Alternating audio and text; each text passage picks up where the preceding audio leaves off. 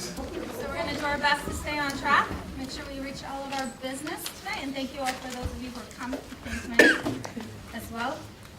Roll call. Looks like Sarah's not able to join us today. Lucas? Lucas is not here, and also Jessica. Jessica, Lucas, and Sarah. Great, thank you. We did receive a copy of our meeting minutes from the January 2nd meeting. Do we have any changes that need to be made for that before I ask for a motion? If not, can I ask for a motion to approve as written? So moved.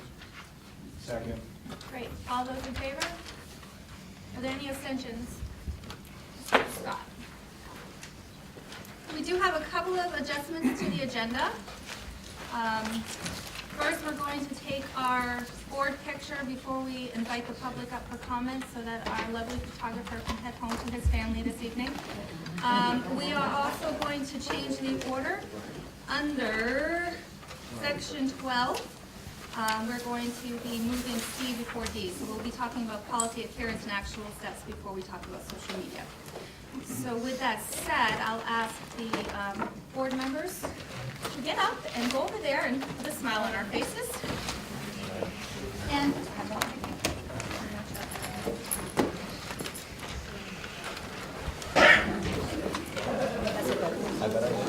okay. And thank you to those who signed up for sharing your comments. We have 5 folks who would like to speak with us this evening. If you're able to keep it to 3 to 4 minutes, we'd appreciate it, because we have a lot of business to do tonight, but we do value what you have to say. So just keep that in mind as you share your thoughts. I'll invite Lea, and I'm going to say your name wrong, Lea, so I'll just invite you up to introduce yourself. I'm sorry, it's hard to hear you back here. Come right up. I think you called me. I did. I can be loud. This late at night, I don't know if I can be. Typically, we have folks stand at that podium, but I'm not sure if we'll be able to hear you. If you need to stand closer so we can hear you. Bring it right up. Yeah, There you thank go. you very much, sir. Mr. Lauer. If you want to introduce yourself, that would be wonderful. Thank you. I'm Lea Kreski. I've already been in a little bit of communication with you guys. I'm going to be a little bit shorter than intended, and I'll explain why. I'm here for 2 reasons. One is to formally request the bus cam footage from January 28th. I know that we are talking about that, and Dr. Lyon said he will officially let me know tomorrow through email, but I also need to officially ask you guys in public for it. So here I am doing that. So thank you. The second thing is I emailed you just a couple hours ago, so many of you probably have not gotten to see it. Back in Pennsylvania at school board, we did not get like 1/100th of the crowd that you guys have. So my daughter asked me if there was a large crowd not to read my full letter in front of everybody. So I'm not going to do that, but to sum it up, I am asking for you to make an exemption and to allow my youngest daughter, who's only 4, to go to McGraw and Weatherby and Reedsbrook so that she does not attend Wagner Middle School based on my older daughter's experiences, which I briefly outlined in the email that I sent you, and I can give you a hard copy now. And I would be more than willing to meet with any of you and discuss those issues in more detail if you would like to know more of my concerns about why, even though we have faith in the administration and the administration coming up, that they would like to address these issues, why even if my daughter is only 4 now, she has a long time, even if those issues do get addressed, why I still do not feel comfortable putting my daughter in that school because of how deep the scars and the wounds from what happened there go. So I will give this one hard copy to pass around for those of you that might not be able to access your email to talk about, because I don't want to share my daughter's story with so many, because I want to respect her wishes. So thank you very much. Thank you. Thank you. And thank you so much for taking the time to consider this as well. Yeah, I believe Rick has something. Did you want to respond to that, any of that? Yes, I can. Actually, Leah and Mrs. Nichols and I met on the second topic, but I can announce to the board tonight that I will be granting permission for Leah to see the video. I'll be emailing her tomorrow to give 2 or 3 dates, and she'll meet with the Director of Transportation and myself. Just for the board's update, because you know I've been communicating with you, I've seen the video now 5 times. Mr. Savage has done a phenomenal job, and if you want to know how he did it, he'll tell you. But basically, when you look at the video, first of all, there's 8 to 10 children that you can clearly see in the video. Mr. Savage has basically focused that in so you can see Leah's daughter and 1 student only in addition. So there's 2 children in the video. So we went from 8 to 10 to 2, including Leah's daughter. And that's what I'll show her tomorrow. The clip is 1 minute and 48 seconds long. Okay, thank you very much. I'll email you tomorrow. Thank you, I will respond right away. You're welcome. Thank you, Leah. Thank you. All right, I'd like to invite Greg De Silva up. Hello. I did try and do this at home, and it came in around 4 minutes, so I hope that that works. I have to say that speaking in front of this many people about something that I'm going to speak about is difficult. I'm here tonight to discuss the circumstances of our son's dismissal from Hampden Academy and the conduct of Superintendent Lyons at a meeting that was held on November 6th.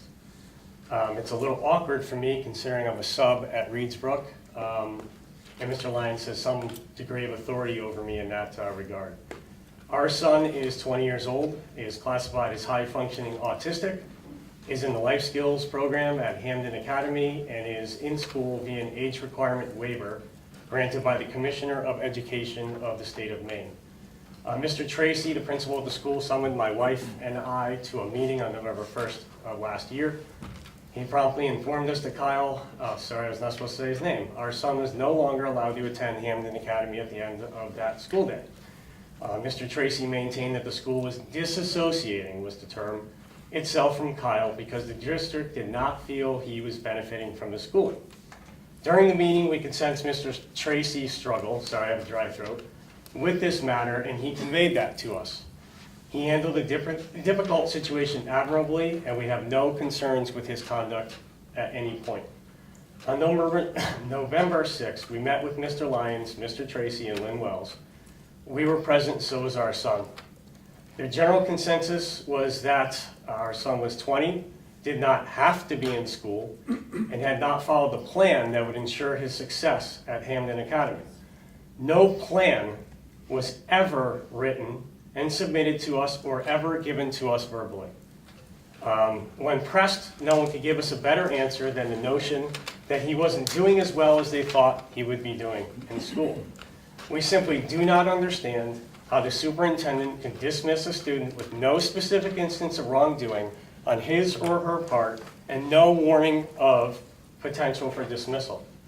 Aside from our disagreement concerning our son's arbitrary and summary dismissal, we also feel frustrated, disappointed, and angry in regards to the superintendent's behavior.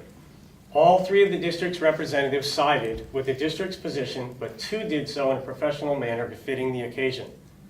Lynn showed displeasure at times, but handled herself in a way that caused us no concerns. Mr. Tracy displayed more compassion and understanding than the other 2 put together. Mr. Lyons and Mrs. Wells seemed annoyed at times where we did not get that sense from Mr. Tracy. Richard's behavior and demeanor during the meeting left much to be desired and needs to be addressed. He was alternately aggressive, dismissive, and borderline condescending. To be quite frank, he seemed like a man who was intent on getting through the meeting with little or no resistance from us. The more we presented our position or showed our frustration, the more aggressive he became. He showed no concern or compassion regarding our situation and its impact on our family. He simply exhibited behavior typical of people who say, "It's my way, and if you don't like it, it's too bad." People who serve the public are bound to exhibit a level of professionalism and follow a code of conduct that is greater than the public that they are serving. They're just supposed to behave in a better manner. We are almost shocked and certainly very upset by this behavior. Having someone so unwilling to see beyond their agenda to take into account the circumstances of the people he is speaking to makes us wonder who he is truly serving. We are not demanding that he agree with our position. Rather, we are asking and expecting that he show us in our dilemma more professional courtesy, understanding, and respect. To think he represents the whole of the school district while maintaining such an iron stance is disturbing. Unless you think we are being overly dramatic, this is an opinion that we have heard from many people about the demeanor of the superintendent. Mr. Lyons summarily, arbitrarily, and we maintain illegally dismissed our son from Hampden Academy. He was shattered. He cried during the meeting and was in a state of shock afterwards. He said this was like a punch in the face. People with mental disabilities often have difficulty intaking and processing information. For someone with his limited capacity to comprehend the situation, I'm so dry, sorry. We completely understand his confusion and despair. And what kind of precedent does this set if a school can dismiss a student without any form of due process? It is very telling that within 3 days of this meeting, after a couple of phone calls and emails to the Maine Department of Education and Maine Disabilities, our son was allowed back in school. It is also very telling that no plan has been established since for our son in written or verbal form. He simply went back to school and stuck with the IEP that was already in place. Someone asked me what I wanted out of all of this, and I wasn't sure what to say, so I made a list. Does the school district need to re-examine or revisit the policy concerning permanent dismissals of students from a school? We wanted to let the school board know what happened so it could take whatever actions it deems to be necessary and appropriate. We want other parents and students to be treated with fairness, dignity, and respect. And we want Mr. Lyons to know we didn't appreciate his conduct during the meeting. And on a personal note, during that meeting, Mr. Lyons, I found you to be arrogant, dismissive, aggressive, and totally lacking any type of compassion one would expect under the circumstances. I feel you were highly disrespectful to our family and to our dilemma. I do not expect an apology, and I don't want one. Apologies are given by people who truly regret their actions. You have no such regrets nor concerns, otherwise you wouldn't have treated us the way you did that day. I've heard too many people in this district complain about your bullying nature, and I'm assuring you of one thing. If and when our paths cross again, you will never, ever speak to me and my family like that ever again, Approaching out of order, sir. Okay. or treat us that way ever You can have a again. seat. Thank you. Thank you for allowing me to speak. Well said, Wayne. Sorry. I'll invite the next person up because we do want to hear from you, and these are very important. We do care about every child, but I ask that the comments remain respectful. Thank you. Jeremy Edwards, and I don't know if Amy Edwards will be joining you or if you'll be coming separately.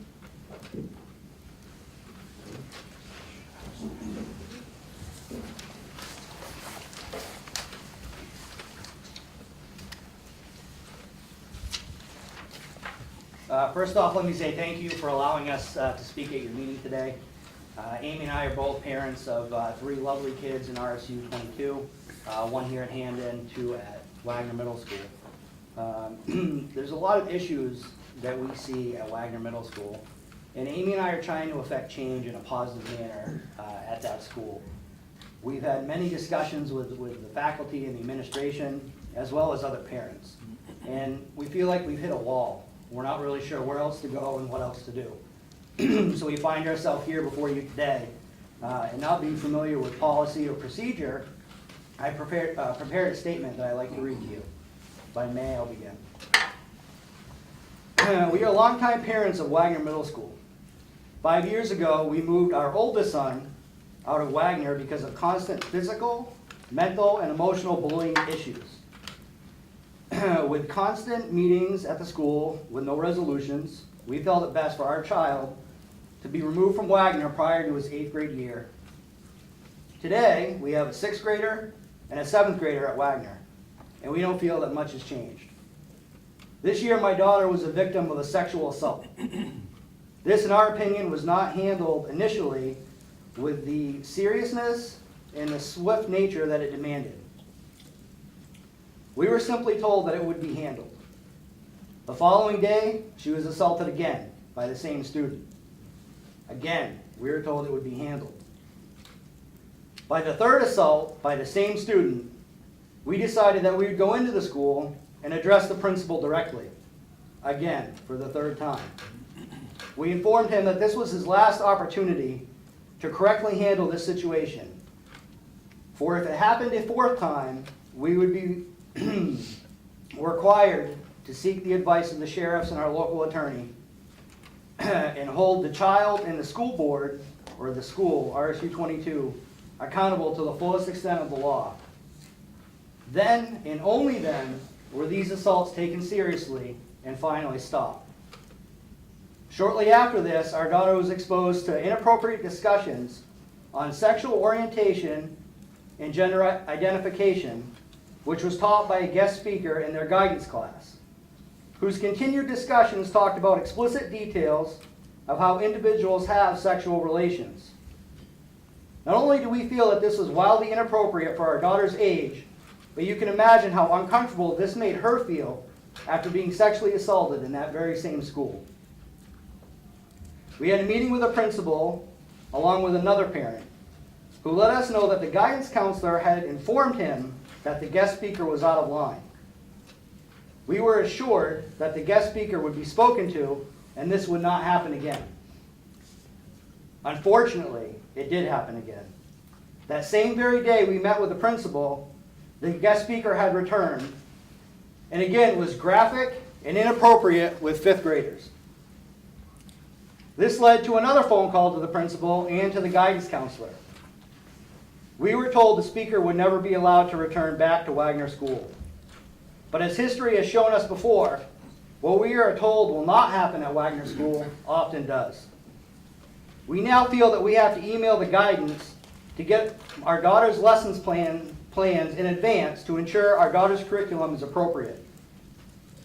Following that incident, we again had to go into school and pick our daughter up because there were inappropriate discussions happening after a poem circle in her ELA class. This discussion made her feel very uncomfortable, and again, the topics were of a sexual nature. We spoke to the principal, and again, he informed us he'll look into it. Most recently, the poem titled Death of Santa Claus, which we have, and Amy will pass out to everybody so you have a copy, has caused great concern with the parents at Wagner Middle School. This poem was read last year and received numerous complaints by the parents to the principal. The poem was again read this year, with even more outrage being had from the parents. We personally spoke with the principal and set up a meeting with him and the teacher in question. Unbeknownst to us, this ended up being a meeting with the principal and the entire sixth grade staff. We discussed, however, several issues with the staff, in particular a poem that I will note the Library of Congress deems to be a high school level poem, the poem you all have before you, The Death of Santa Claus. We find this poem to be very morbid, offensive, and way too controversial to be taught in the middle school. After the poem, the students were sat down and individually asked during discussion, how and when did your parents tell you there was no Santa? Our daughter informed the teacher that, well, she still believed in Santa, or at least she had up until that moment. We've always taught our children that Santa, or Santa Claus, is a symbol of Christmas and a reminder to do good, to give, and to help your fellow man. To say there is no Santa Claus is to destroy that belief in doing good and to help one another. My daughter was skipped over at that point in the discussion and segregated from the conversation because she still believed in Santa Claus. We discussed our personal feelings on the Santa poem and discussions of the sexual nature resulting from other poems.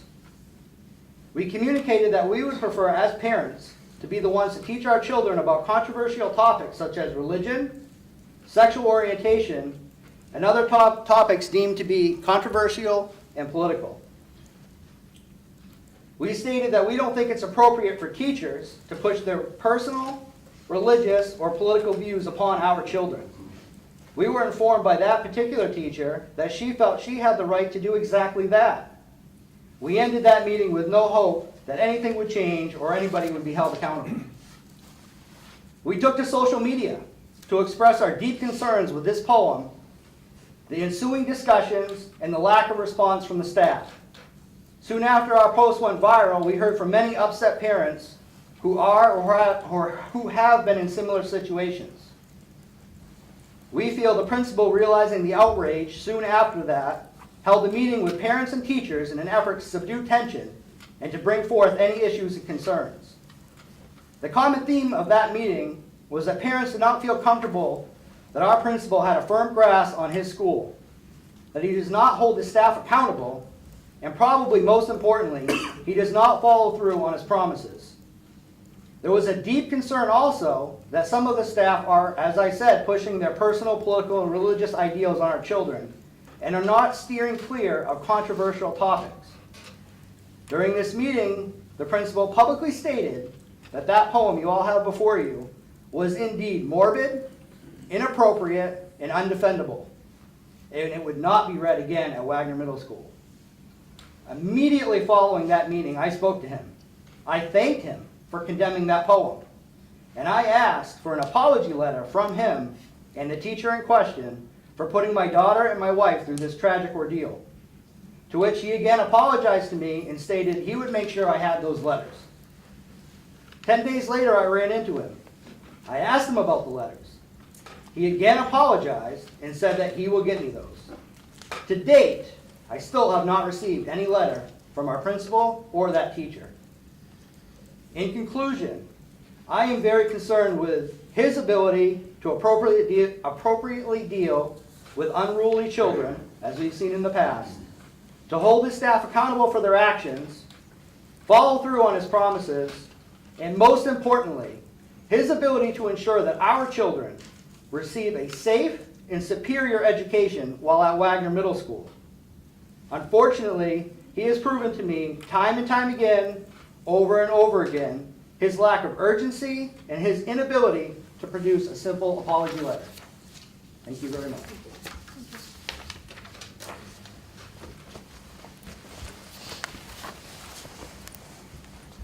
And Jim LaFountain?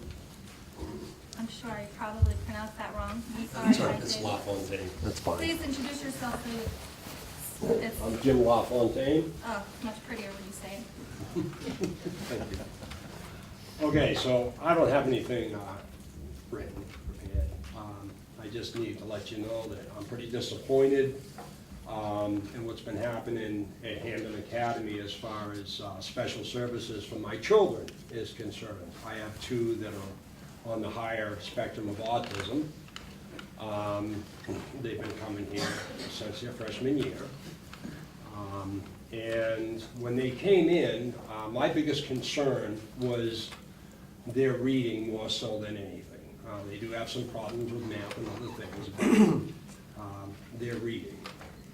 And it was assured by me that for starters, they would be able to at least be able to read at a third grade level by the end of their freshman year, especially my son. They happen to be twins, so they play off each other. And, well, that didn't happen. So when I questioned why, there was actually no reason as to why. It just didn't happen. And this was guaranteed in an IEP. Well, so their sophomore year rolls around, and guess what? Again, promised that they're reading. My daughter's reading. She reads well, but she can't comprehend. So it's the comprehension and the reading. Promised that comprehension would be taught and dealt with and reading. To no avail, no. The short of that is, my son, we are now, well, we've gone just beyond midterms of this year, and he can just barely now read at the third grade level. And my daughter really still can't comprehend. You know, she reads fantastic, but what's the sense of being able to read very well if you can't really comprehend very well? So we still can't do this. And I've been guaranteed that. The other side of that is that, you know, I don't understand how you have a special services program, special needs, however you want to label it. And the children, and it's not just my children, they don't get what they need. So I've been asking them pretty regularly, well, what is it you do when you go into school during the day? And they tell me what they do. And it's pretty amazing to me. And what they do is they come in, they sit down, and my son does a reading program. And it lasts, I think, somewhere around a half an hour by himself on the computer. And then he does a math program by himself on the computer. And then there's a break. And then he does something else, whatever it is that they're going to do. They have some free time. And then they do something else in there. And the short of the story is simply this. It's explained to me that they do these things every day while the teachers sit and check their email, play games on their phones, and do whatever it is they do. Now, I can back this up if it's necessary. I don't really want to get into a fight with anybody, okay? And I don't want to be inappropriate. I'm certainly not here to make any threats. But I am here to say this. I am a taxpayer. My kids are involved in Special Olympics. They've been shortchanged on that end because nobody seems to want to back them, which, by the way, is the job of you people that sit on this board, to make sure that money is there for the kids to be able to do what they need to do. It's rather ironic that there's money for regular basketball or money for buses to do whatever is needed to be done, but those kids needed to go to Sugarloaf this year for speed skating and other things. And nobody would even lift a finger, not anyone, to approve anything for them to be able to do anything. And I hope every single, and I know at least one of you here knows about it, and if one of you does, that means someone else does. And I hope you all feel good about that. Because I know I don't get around so good, and I bust my ass, and so doesn't my wife, to do the best she can to help them. And so do a lot of other people. Anyway, I think it's about time that we take a good look at what's happening in these classrooms. Because again, with all due respect, it's the taxpayers that pay you people to do the job that's got to be done. And it's not getting done. It really isn't. And all you need to do is open your eyes and take a look. So please do it. I would really appreciate it. My kids are juniors. They're not going to graduate from Hampden Academy, folks. They're going to get a certificate of completion. But I would at least like them to be able to read. I'm bending over backwards at home doing everything I can do. I would like to get a little bit of help from what is supposed to be what is considered one of the best schools in the state. From my point of view, I don't see that. And before I go, on one other note, would somebody please do me a favor and fire Lynn Wells? That woman does not deserve the position that she has. Okay? Look into it. Thank you.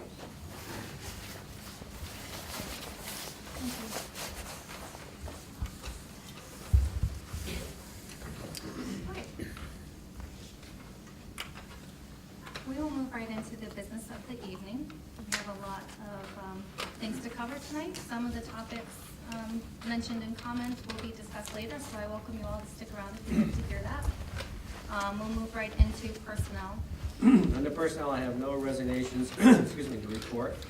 Nominations, if you reference your agenda notes, we have a slate of coaches at Hampden Academy that's been conveyed and recommended by Principal Tracy and A.B. Lowry. You can see the coaches listed. I will make a note that the tennis coach, Alex Townsend, has resigned, so please remove him from the nomination slate, please. You have the Wagner Middle School and also the Reedsbrook Middle School as well.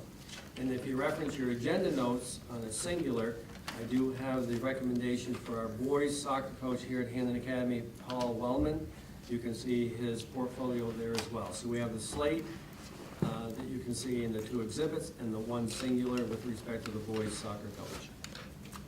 Do we have a motion to approve as a slate? So, I would make a motion that we maybe, Paul's here tonight, maybe we could do Paul separately? So will, the motion, could I ask that that be for the slate that's presented for the middle? Second. Any questions? Okay, all those in favor? Any opposed? And we have an abstention from, Okay, thank you. So to follow on Keith's point, then you have a singular, again referencing your agenda notes for the boys soccer coach here at Hampden Academy, Paul Weldon is my recommendation for your endorsement. do we have a motion? Motion. Second. Any questions? All those in favor? Any abstentions? Okay, thank you. Congratulations, Paul. Thank you. Congratulations.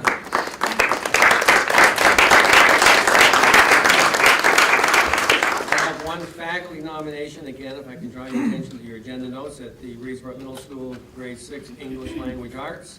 Andrew Logan. Andrew is currently in the Lewis Libby School, and that I make my recommendation for your endorsement of a salary of $34,976 per the collective bargaining contract. So Andrew Logan, grade 6 ELA teacher at Reedsboro Middle School. Great, and I'll ask for a motion. So moved. Second. Any questions? All those in favor? Great. Okay, I saw Andrew. Andrew, congratulations and welcome to our district.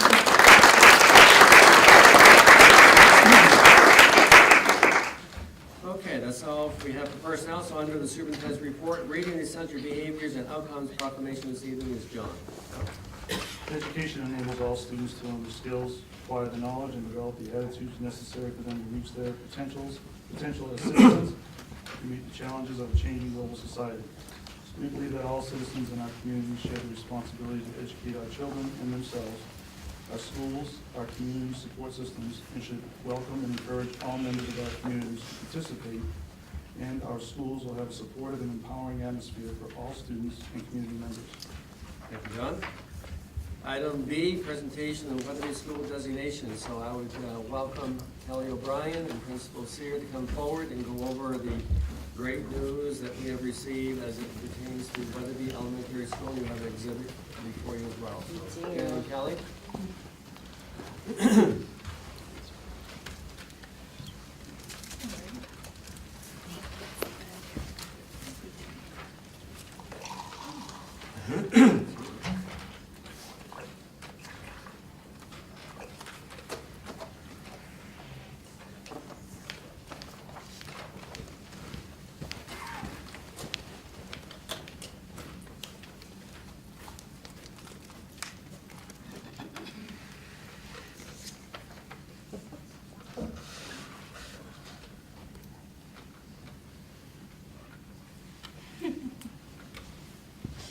So I'd like to start with a knock-knock joke.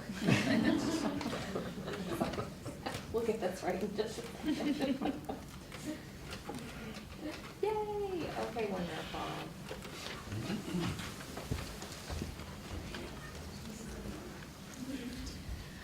Okay, my partner in crime today. This is National School Counselors Week, and so I have the great honor of presenting with Kelly O'Brien, who's got several things to celebrate in addition to this honor.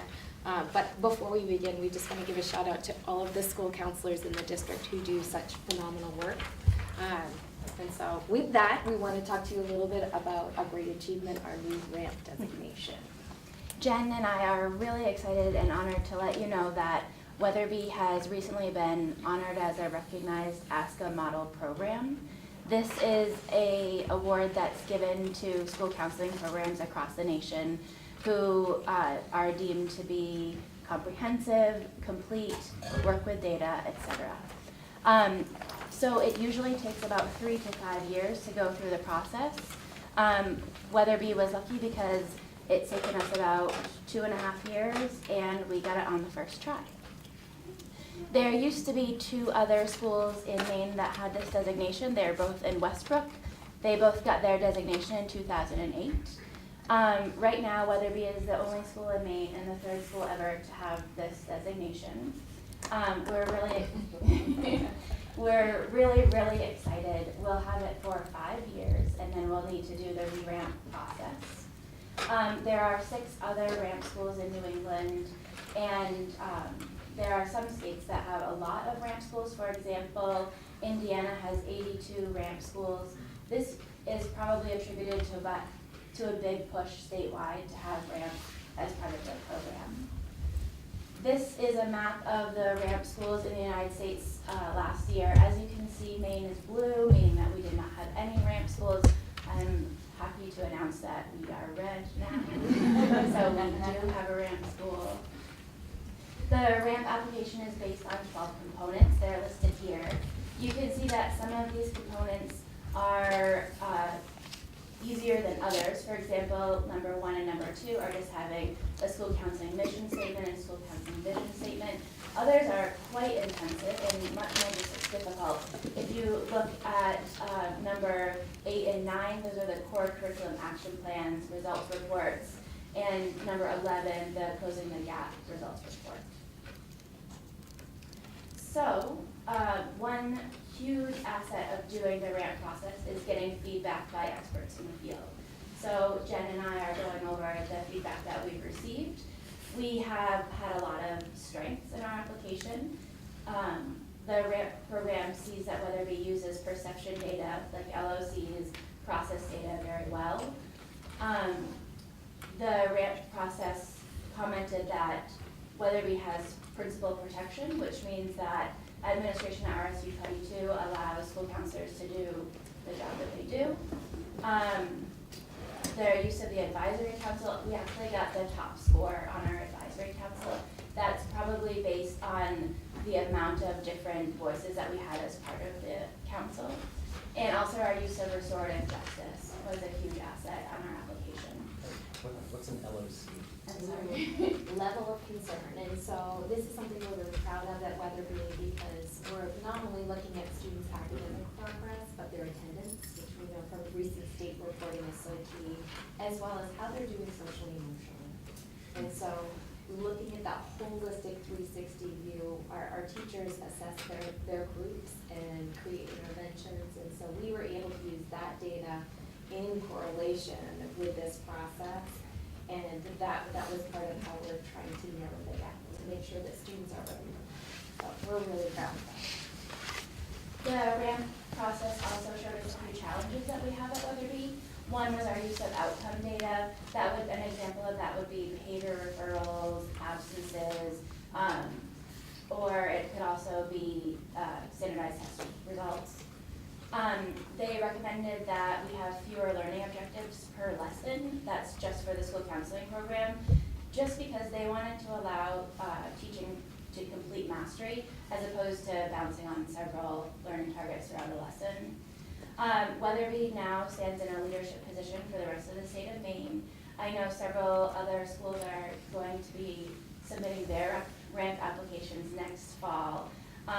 And we're planning on welcoming them to come and see Weatherby and see if there's anything we can do to make sure that the state of Maine has more recognized ASCA model. So as we said today, this is a big week celebrating the great work that all school counselors do.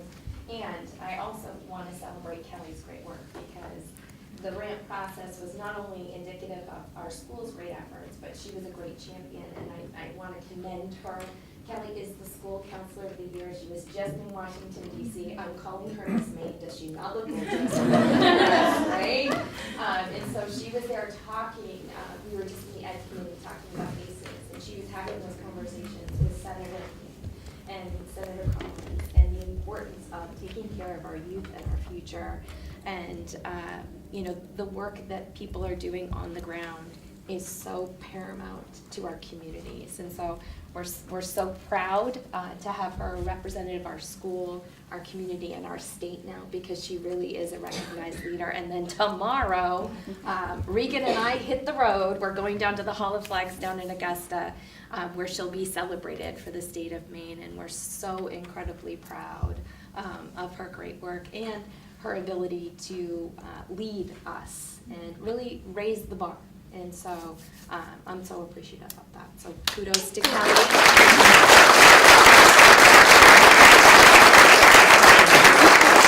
Anybody can standing just. Do you have any questions? I know we have a packed agenda, but. Is this scalable within the district?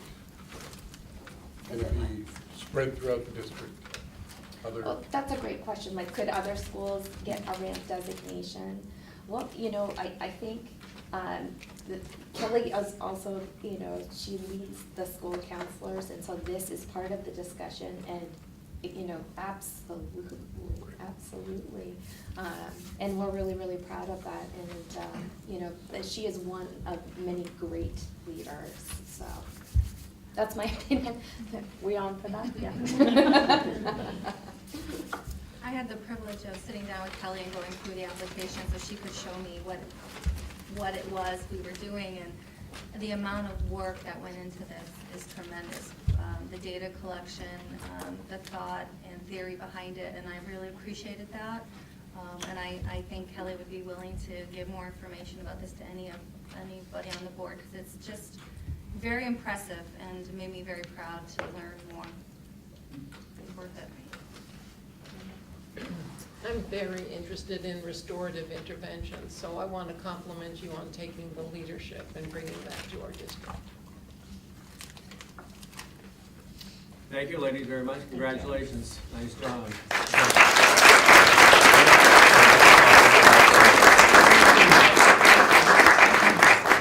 The next item is out for your consideration if you want to endorse a belief statement.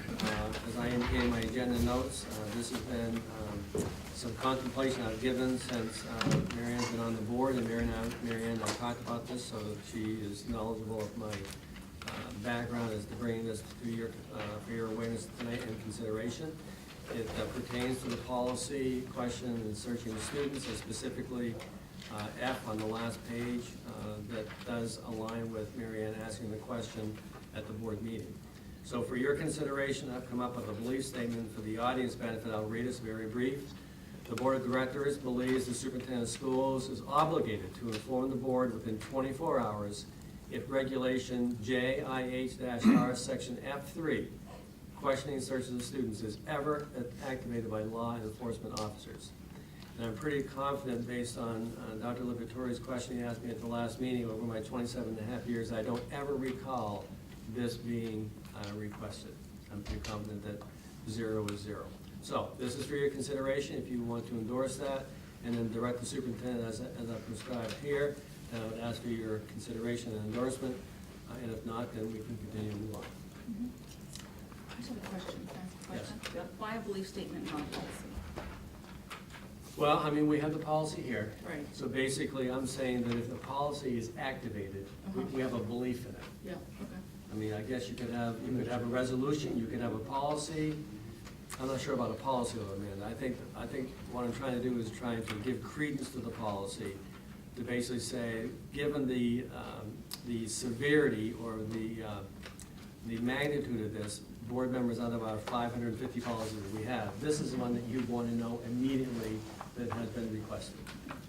Can this just be added to the policy under section F3? Could be, yes. No.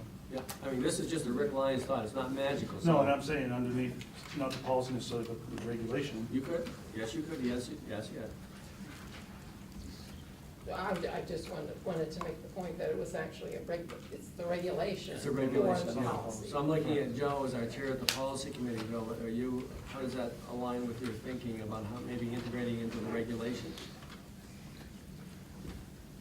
I guess the real question is, Mary Ann, is this going to, if this policy or something similar to it were adopted, would you continue to ask the same questions every board meeting? Not every board meeting, but probably every other. I wouldn't want more than 2 months to go by without a public record on the issue.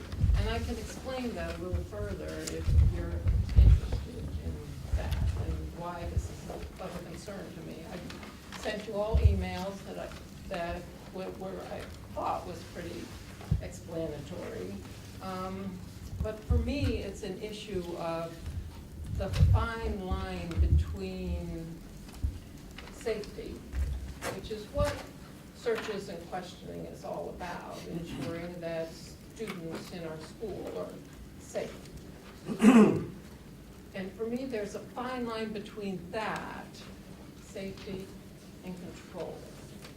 And when you step over that line into control, where you're bringing law enforcement in to deal with whatever concern has been brought to you, you are now moving into what I consider fairly dangerous territory, and I just think it needs to be monitored. So yes, I will continue to monitor it. So I think that we could certainly deal with it in policy, but I don't know if it would cheat. And I'm not taking a position on it. I'm not criticizing or saying that Mary Ann shouldn't be asking these questions. I'm just, my impression is that part of the reason why it was suggested is that it wouldn't have to be that questioning, and I don't think it's going to achieve that. So Karen, I mean, what I'm basically saying, I mean, if the board chooses not to act on this, that's fine, we can move on. If you want to take a position or direct the policy committee to discuss it, I'm just opening the conversation as to what alternatives, if any, do you want to embrace? I think at this point, I don't know if we have support to embrace this as a belief statement, all right. but I do think that potentially Joe, Marianne, and I can sit down and really look at the intent and figure out what, if anything, we might be able to bring to the board for consideration. Okay, that's fine. I would just like to ask that in reviewing policies about asking law enforcement, public safety in the school, that a different standard is applied for one issue, when on the flip side, we expect law enforcement to be here in case of a bomb scare, or one of at least 6 other policies for which we not only expect them to be here, but I'm sure we desire them to be here. And in that context, I believe this is a political statement, as I've said before. It was so stated in the email that that was your reason for running for the board, and that you continue to ask this question. I personally believe that we are here, and I'd just like to briefly state the people in their school district. In the last paragraph that says the board is mindful that the people are the ultimate governors of public education, and that the board is directly accountable to the people. The board also believes that accountability is a shared responsibility involving students, teachers, administrators, including the superintendent, and people themselves. The first paragraph says, the people elect the school board to represent them, you're correct, to determine local educational policy. I believe we have a policy in place, the one you referenced, that addresses your concern, it addresses many concerns, and I believe the repeated questioning is a continuation of a failed resolution for sanctuary schools that was put forth by you before being elected on the school board. I mean that out of full respect. It failed, and this is just an attempt to continue that conversation, which, as we know, is a national political debate that's still ongoing. I'll stop this time. Well, I would just like to respectfully ask you not to try to explain my intentions. You did so in your own email. You explained. I did. And I again, did. I don't want to get into a debate here for me. but- I'm just asking you not to explain my intentions. And I think we can leave it at that, and that's why I think further conversations I'd like to have with you, Mary, because I want to learn more about your intentions, okay? Okay, moving on. Representative Cuddy, I would ask you to join me in this. Yeah. I've selected only 4 bills to make sure the board is aware of. And the first one actually aligns pretty much with Kelly and Jen as they were talking about guidance and behavioral health and so on. Well, there's only 2,100 in so far, so Oh, you've done a only good job 2,100. to whittle Okay, it so I down have a long way to go. 4, yeah. So I just want to make sure you're aware of that one. And the next one I want to make sure you're aware of was the significant one fiscally, and that is to return to the state the obligation to pay teacher retirement. I checked with Trish late this afternoon.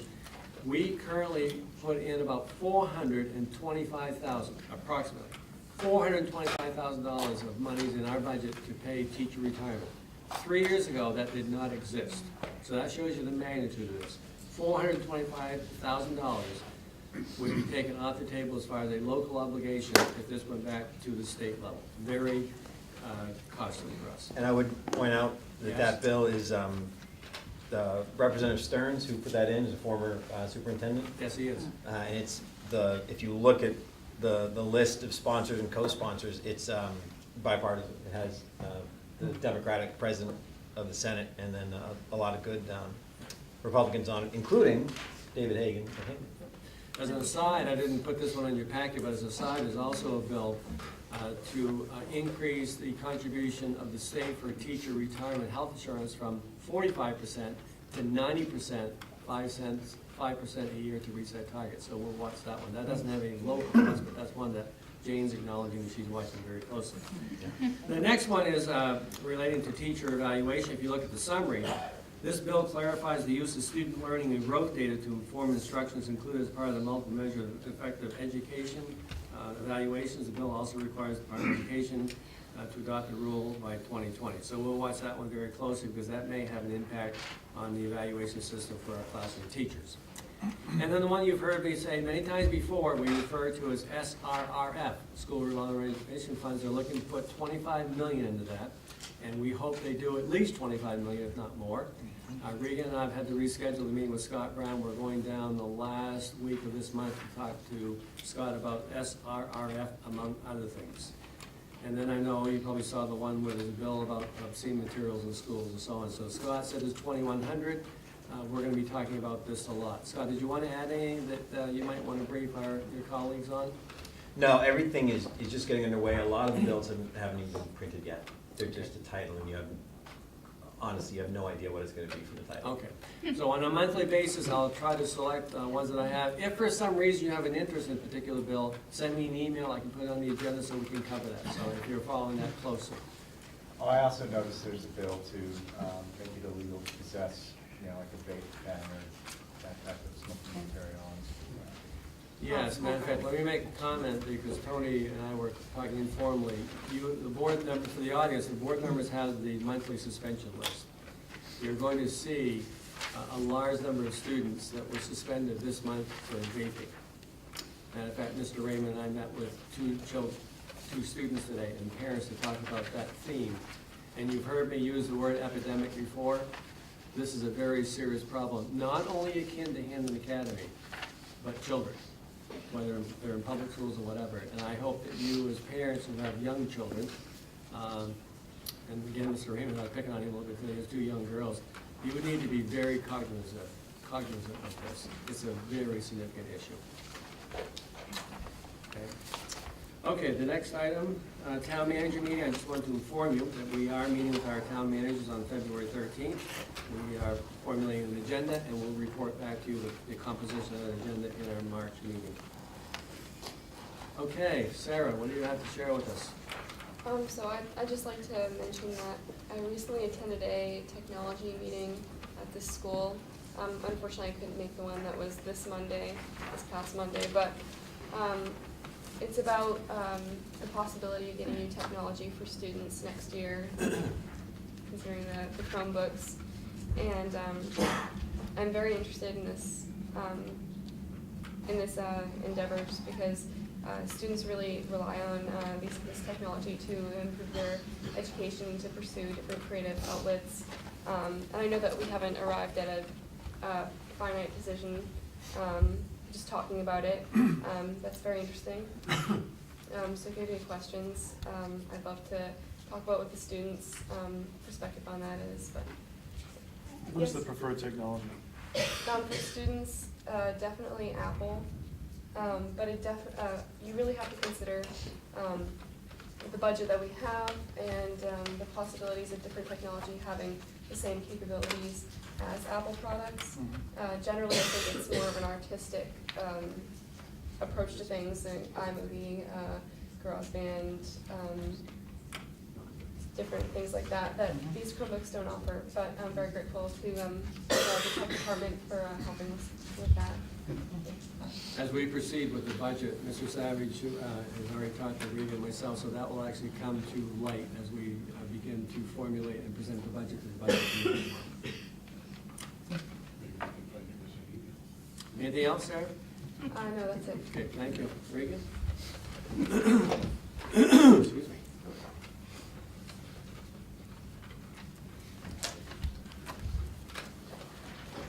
So we'll start this evening with the monthly financial statement.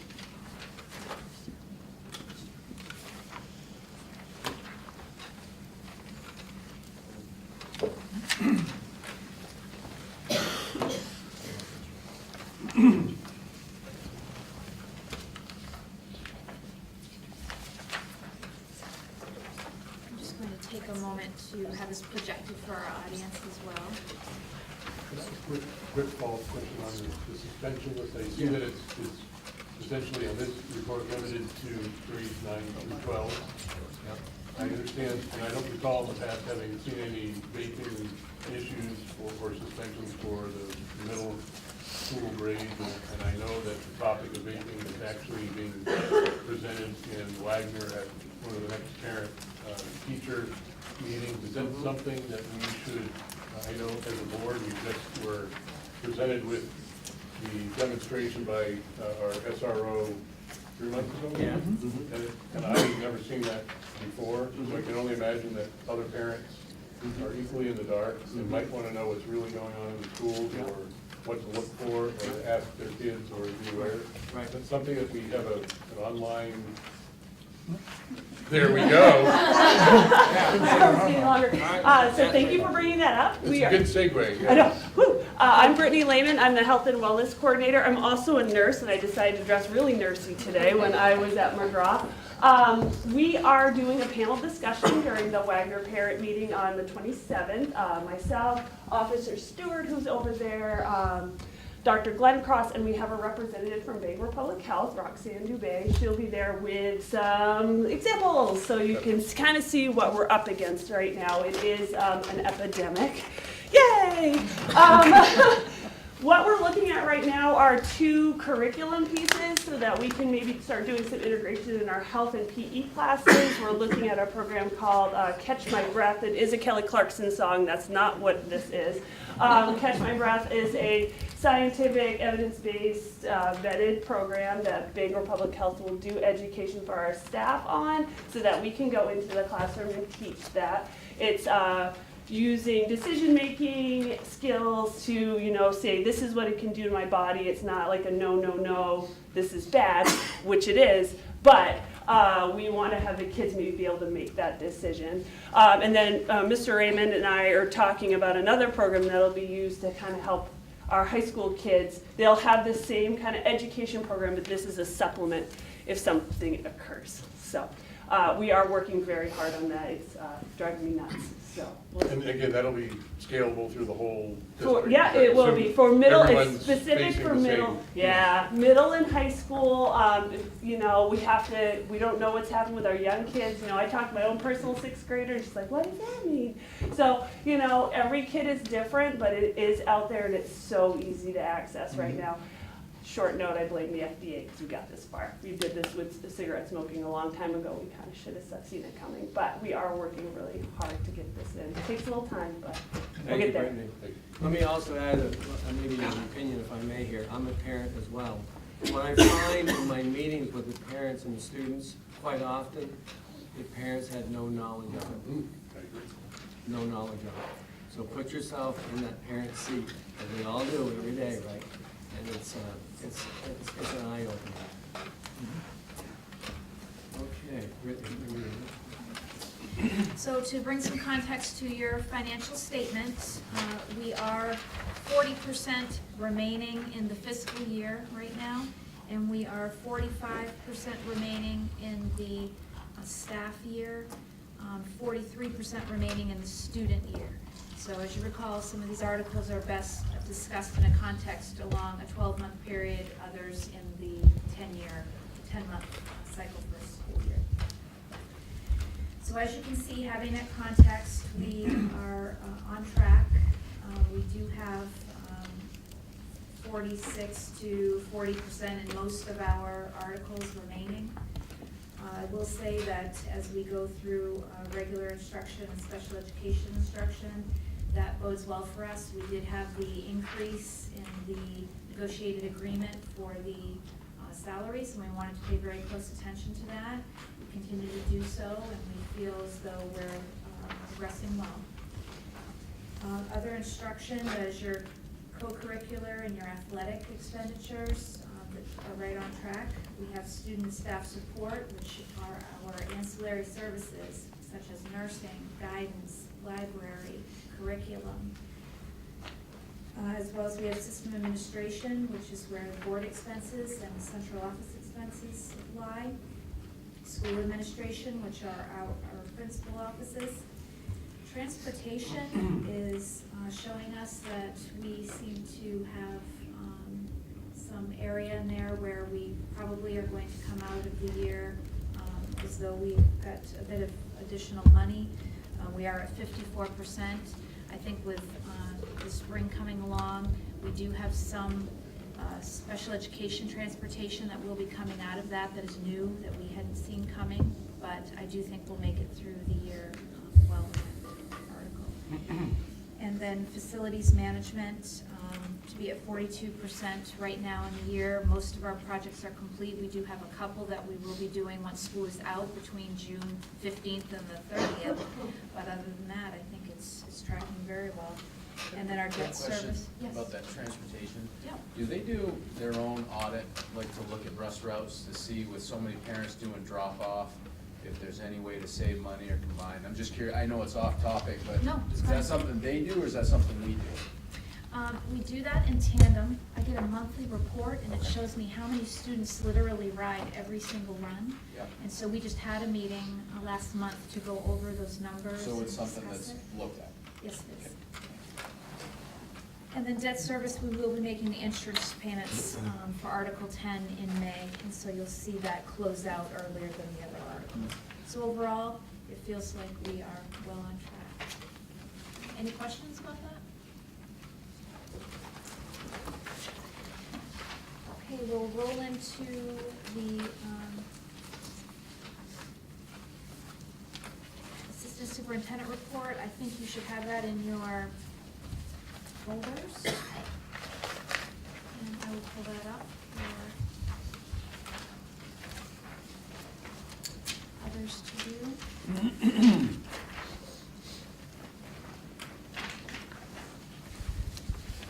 I'm going to hand out a couple of papers to you right now.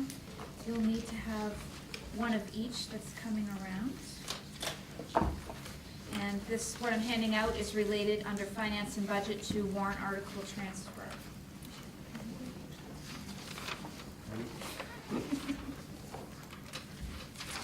Okay, as those are going around, I'll speak to the other items. Budget development is in process for FY20, as you know. We have come out already to have our first budget meeting on Articles 9, 10, and 11. We also will be meeting on Tuesday for Article 4, which is athletics and co-curricular. We are using a new agenda template, so at every meeting you'll have an update on the actual numbers that are the most recent for each article, so we can keep track of that as revisions are made. We learned that from last year as being helpful to all of you on the budget committee, and as for those of you who will be serving on the board to make final decisions. We referenced at our last budget meeting coming out of finance that we had gone over the audit with the auditors and that we were going to be recommending article transfers. This is a requirement that as you close out your budget for the fiscal year, that all of your warrant articles are closed out to zero. And because some of your articles, of course, are over or under in what you budgeted, you are allowed to transfer up to 5% of any article to articles that require it to bring them back to zero. So it looks like the papers have gotten around. And the first page I'd like to refer to, and I will post this for others to see in our audience. Pursuant to 1485-4 of Title 20A, the Superintendent of Schools is authorized by the RSU 22 School Board to transfer an amount not exceeding 5% of the total appropriation for any cost center to another cost center, or among the cost centers without voter approval. The following transfers are upon recommendation of the RSU 22 audit firm and are being proposed to you tonight. The body of the school board is who finally approves these transfers. So I'd like for you to just be able to see those. These are also recorded in our audit.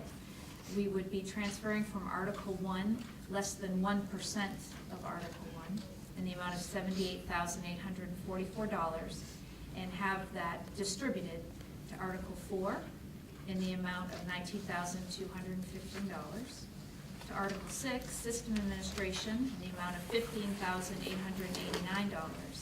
And to Article 8, Transportation, in the amount of $43,740. The other sheet that's been shared with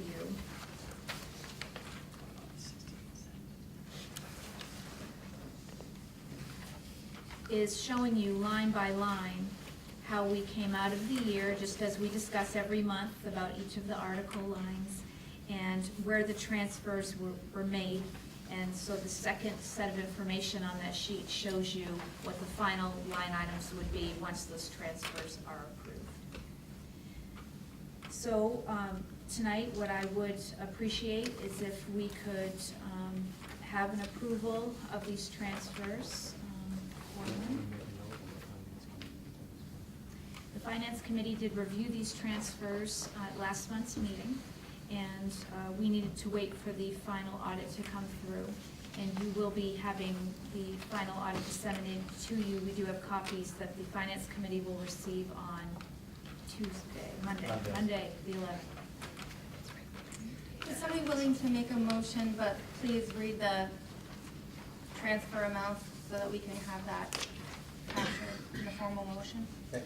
I make a motion that we transfer from Article 1, regular instruction, $78,844, to the 3 articles. Article 4, other instruction, in the amount of $19,215. Article 6, system administration, in the amount of $15,889. And Article 8, transportation, in the amount of $43,740. Second. Okay. Any questions, Marianne? I do have a question, and this may have been said and I may have missed it. Why did the audit firm recommend these transfers? It's required with auditing practices that at the conclusion of your fiscal year, that each of your warrant articles be closed out at 0. Although you may have overexpended it, that is demonstrated in your audit, and then a transfer from another article is put in there, because you aren't allowed to overexpend your budget overall, certainly, but each of the articles needs to be at the level of expenditure as well. Tony? Should this be adjusted because we just heard we're gonna have extra money in transportation and we're putting even more in it? This is for last year. Oh, all right. So we can close the books to 0. Sorry. And just to sort of close the loop on it, so there are other areas that are positive. So that will be shifted to the unallocated fund balance at the end of the year? That's how that gets zeroed out? Correct. Okay, Yes. I understood that. Yes. Scott, it's only been how many years? 4. Good job. Yeah, I got there though. We missed you at budget, you could come back Yeah. more often now. That's what the state does to you. You're a little busy in Augusta. Any other questions Bit. before we vote on this? Great, all those in favor? Any opposed? Great, thank you. Thank you. Sure. What I would let you know is that we have secured a consultant for our Hampden campus electrical upgrade through the building committee process. You may expect that we will be having a Reeds Brook snack shack demolition in the near future, dependent on snow. The Reeds Brook athletic boosters have been in talks with us for over a year about having a new snack shack built by them. They've doing fundraising efforts for that, and we have agreed to assist with helping to demolish the present one. And then I just want to address that we have had pipe leaks, and the building committee has been working on pipe leaks that have occurred at Hampden Academy with several different contractors and so forth, and we have a great solution around that. And then we did recently have a leak at Smith School after a weekend where we just think that we had some temperatures rise and there might have been ice in the pipes that broke through. So that is being entirely addressed, and also was a project we had planned for this coming summer to insulate in those areas, so we are on top of it. Transportation, we've had the placement of 2 new school bus signs. If you're coming from Winterport on 1A, you may have noticed them. But I have to give credit here to Bill Hoffman. He's a school bus driver for SEER and for RSU 22 for years. He had been in contact with me at the beginning of the year and said that he had been having this effort and was really hoping for some partnership to help make this happen. We got together and contacted DOT, and they responded well and have placed those. It's a dangerous 2-lane to 1-lane situation with some speeds coming around a corner, and you don't always see the stop buses. So kudos to Mr. Hoffman for helping us with that. And then, just to let you know, we have been working steadily with other districts in our regionalization to bring some opportunities for staff, especially moving ahead with some professional development opportunities. So I'm pleased about that. And we have started budget video introductions. We've done 2 of them so far. We introduced the budget process lifting off, and then most recently this week, we've put out a very short video introducing what our next budget meeting will be about, Article 4. And thank you to Nate Savage for assisting. I haven't seen those. Who's the star? Are you doing the hidden talking? Nate and I do. She's the star. To answer your question. I'm insulted I wasn't asked. Next one. Just wait. Yeah. Just wait, it's coming around. Okay, great. Thank you, Rita. Scott. What are we looking at for Hampden campus electrical upgrades? I probably missed that last meeting, but. So this would be what I'd call the older side of our Hampden campus. So McGraw, Weatherby, bus garage, that is 1960s and 70s technology. All right. And we have definitely been advised by Amera that we need to have replacements, and so we're looking at a phase-in plan with a consultant for how to do that. Okay, great, thank you. We'll move right into questions of board members. Any others? Yeah, I have a question. Missed you. He missed last meeting. Yes. Rick and I spoke about this before, but I had an issue around the coach hiring procedure that we undertook this meeting. And I wanted to ask Rick to sort of publicly talk about the process by which we notify what's going to happen at the meeting. So if I could just ask you to talk about that. Yeah. So this is the way we've done it traditionally. Let me frame it up this way. When you have a slate of teachers that I'm nominating to the board, those appear, for your information, in the agenda notes. They're not known by the public. When I have an administrator, the same thing is true. When you have a slate of coaches like we did tonight, that is a public exhibit. When you have a standalone, like we did with our boys soccer coach, that's embedded in your agenda notes, so that's not known by the public. That's the way we've done it for my 27 and a half years. As I said to Scott today, there's no magic to that. If this board desires to have those nominees known by the public, then we can make that, if that's your desire.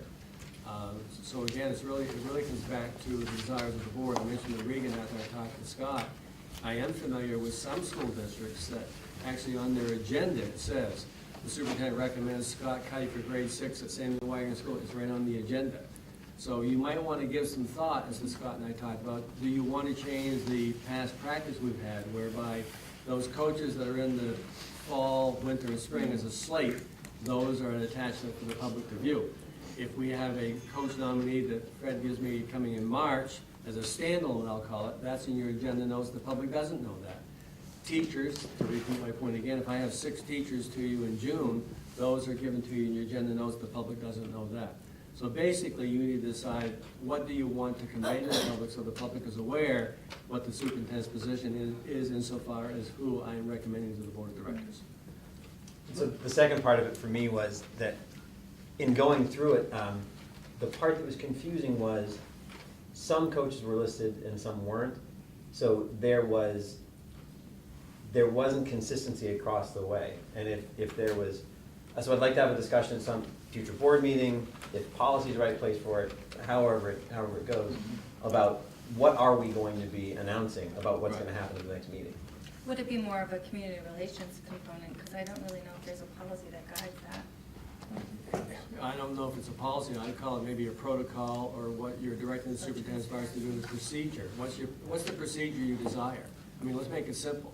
You can have an exhibit for all nominees that then is posted on our website so the public is reviewing the agenda for tonight and they see who the nominees are, just like happened with our coaches tonight. If that's your desire, that's easy, that's fine. And so I think we need to have a conversation is what is our endpoint and how do we want to proceed with that?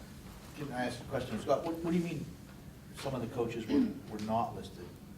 Well, so if you were a person who had an interest in the boys soccer position, that was not, you wouldn't have known from what was posted that that was gonna be handled tonight.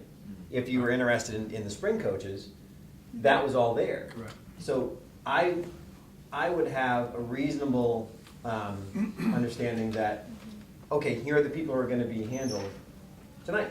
And so that's not the position I'm concerned with, so I'm not gonna go to that meeting, because the spring coaches, that's all fine, I'm concerned about this.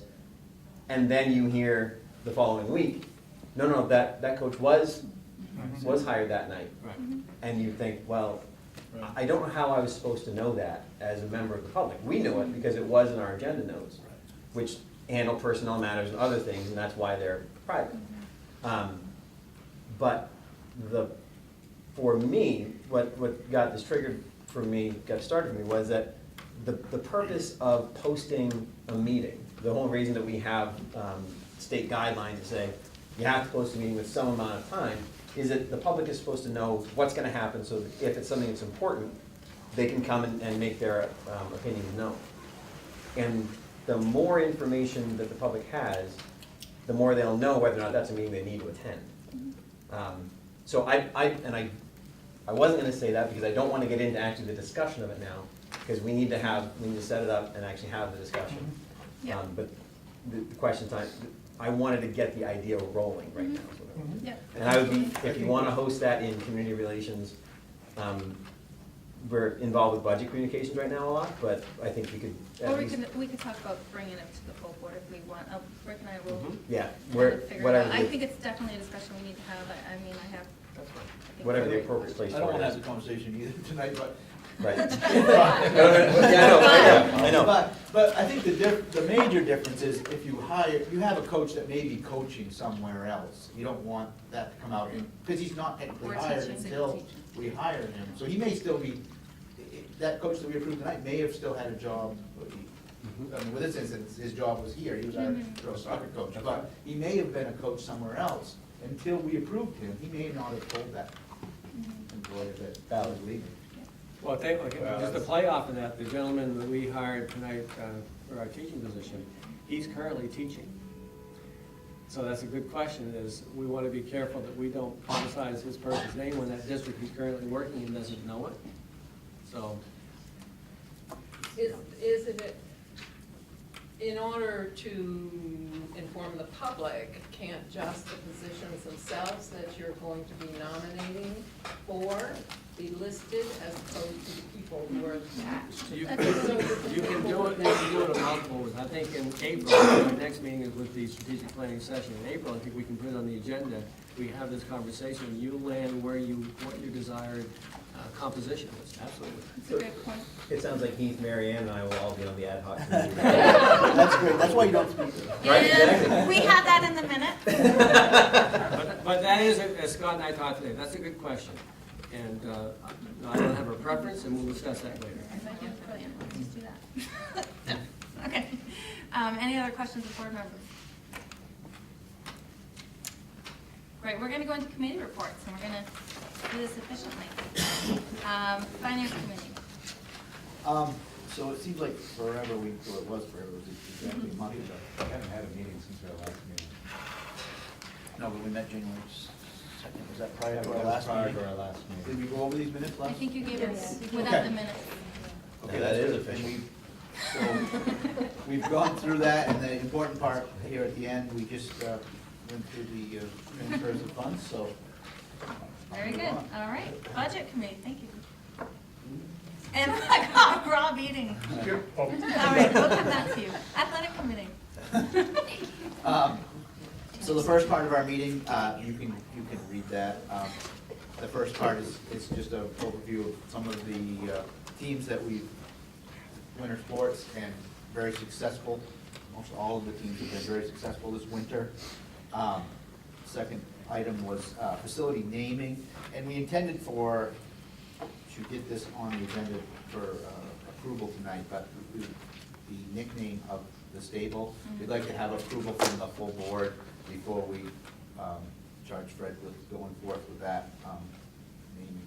I don't know if we can do that tonight, or if we should, now that it's not on the agenda, if we can put put it on, or if we should just wait, but, we talked about it. We did talk about it. If Yeah, you we want to did. ask for a motion, Tyler. You wanna do it that now? Do it now. Do it now. So does anybody have any questions on that? Like I said, we talked about it last month. Well, Scott was not here. Why don't you I have a give bit an of a overview question, of the because I don't know stable? what you're talking about. So, over the last few years, kind of inadvertently, our gym here at HA has been nicknamed the Stable, not on purpose. It wasn't something that we gave it ourselves, you know. As much as sometimes you'd like to give yourself a nickname, it doesn't always stick, but the good nicknames are something that just happens. So that's happened, and Fred brought it to our attention that he would like to take on one end of the gym and actually put words saying the Stable. Yeah. Welcome to the Stable. So if we could get a motion, and I can make a motion to approve that. Second. All right, we have a second and we have a question. Yeah, would it be more appropriate, given the conversation we just had about informing the public, to let people know that this is a proposal, and if they have any comments, positive or negative, on such a thing, they could come to a meeting and make those comments? We can postpone it. I don't think it's gonna matter much at this point. We'll get it done by 4th next There's no basketball rush. season. Was it? Yeah. As long as it can be on the agenda, Yep. actually. I thought it was. It is. It is in the public portion of. It is? Yeah, it was right in the minutes for. It was in our Minutes minutes in. last But month. that's I don't not- think it actually got listed as an It's agenda not an item. agenda That item. probably was my error. Okay, thank you. We'll put it on the agenda as a But formal I error. have it so noted. And then we can get the high school students to come in here and Yes. rally the stable. All right, And another, we're gonna withdraw that motion. yes, we'll withdraw it, and we'll have that on the agenda for next. Just a comment on that, the policy on naming school buildings and facilities is directed at people. We might want to add a footnote in the policy that Well, we nicknames reviewed and that other things don't policy. apply to that policy, otherwise we'd have to go through a committee and go through all the above to name it if it was a person. We reviewed that We policy. actually We looked at kind of, It doesn't seem like it applies. well, I thought we found some stuff that, oh, I thought you were. I don't have it. Oh. You don't have it committed to memory? But we can do that before next month, to make sure we are compliant with that. 318 policies. Then we also talked about the naming of the multi-purpose field, and this isn't something that we need to come up with anything tonight, but what we'd like to do is, in order to adhere to the policy, we would like to form an ad hoc committee, which we kind of already have, but I just wanted to inform anybody that that's what we'll be talking about in our ad hoc committee.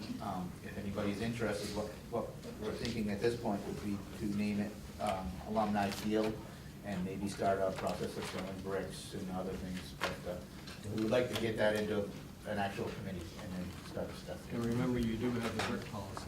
We talked about the brick policy. We did. Where is it? I didn't see it. I gave it to the committee. Yeah. I'm making, it's not, I'm making fun of it. It's embedded in a policy. Right. Search the word work, don't find it. We went from there, we talked about, and this is something that 4 or 5 years ago, when Mike was the AD, Rick Moore was the athletic committee chair, and Rudy was the principal, they were working on, and they were working fairly diligently on creating a Hall of Fame for our school. And Fred's brought that back up. We talked about a touchscreen monitor. Like, I don't know if any of you have been in Brewer, I actually saw it the other day, Brewer has one, and then they have some plaques on both sides. It's kind of nice, and it's endless, you have endless amount of information that you can have on that wall. And it's low enough so all the 8-year-olds can play with it. Right, get their fingers all over it. And then we went into signage. We talked about looking into an intern, and we'll bring back more information on that as we find out, as far as an intern to work to sell some signage. It's just way too much for any staff or volunteer to get into it. So, and then next meeting will be coming up. And we're gonna invite the ADs from the middle schools, talk about the alignment of the RSU 22 athletic entities. Will you be talking about the the Wall of Fame, the display at the next meeting?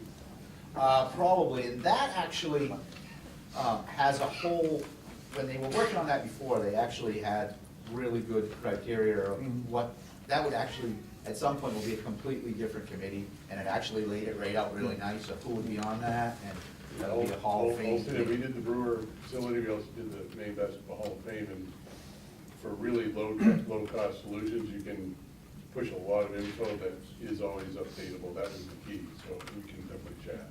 Yeah. Be nice to have something here. Yeah. Great, thank you, Guy. One quick question. Any thoughts about selling the naming rights for the stable? The Well, RH Foster and stable, that or- could be something that could still be done. I mean, it could still be nicknamed the stable, even though it might be the Scott Pet Gym. It's probably not going to be. Unless you're selling it a lot cheaper than that. All right, Rob, Budget Committee, please. I was gonna take a bite, but thank you. So I hope folks like the format of the Budget Committee minutes. That's the format that's actually released to the public as soon as we complete the meeting, or about within almost 24 hours thereafter. We did have a request and a brief conversation with a member of the public that had requested getting that information several days before the meeting. We did have a chat about the fact that because the budget is being developed over such a long period of time, that it's constantly changing as numbers come in, and we're really basing it on the expenditure, so we'd actually rather err on the side of the latest information and then share it and get it out, rather than have it 5 days earlier and then at the budget meeting have data that's already outdated. They understood that, I think they appreciated that. We're doing our best to be quick in the response, and this format will continue, and the meeting minutes will continue to get longer.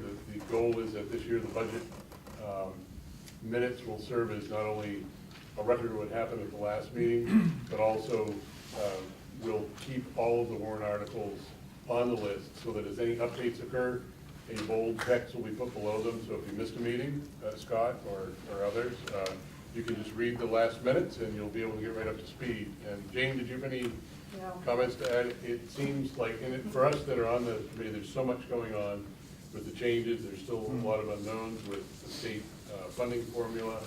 We do know what the valuation change was? We do. Yes, we do. It's less than last year when we had the real sharp It's increase. gonna go down, or it's gonna be up? It's, 3.4. it's, It's So three, then it's it's three, up, it's but it's 3.4. not, I mean, it was 300% higher last year in the increase than I think this year. We're actually, Rob, receiving our, what we call our 279 next Friday. We've been I'll hold my promised. breath. We've been promised. Okay.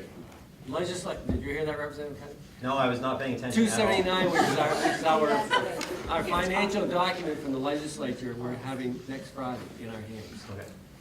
If you'd like to bring a copy up with you in your return, that's great. I don't believe it's gonna be here. I'll swing in and pick it So up. that is the document that defines, based on valuations and mill rate, what funds will be backed by the state, and then the remainder is what will be local tax, and that's when we can really dig in and have a conversation about where things fall. The next meeting we will be talking about, I will refer to the bottom of our minutes, Article 4. I'm sorry.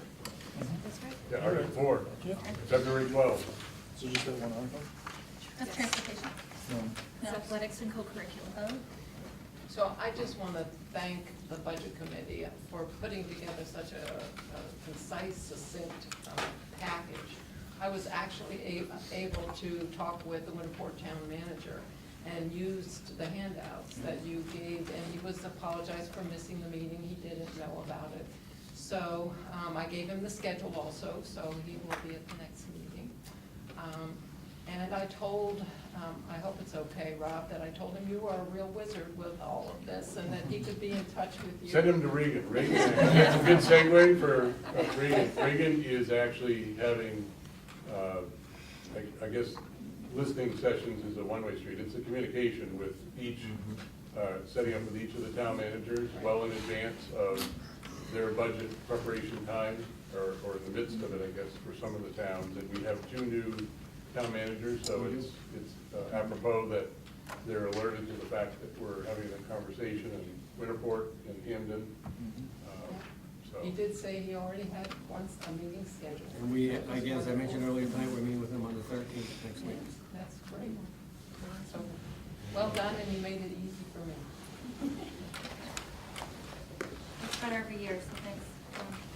All right, building. We had 2 meetings in January.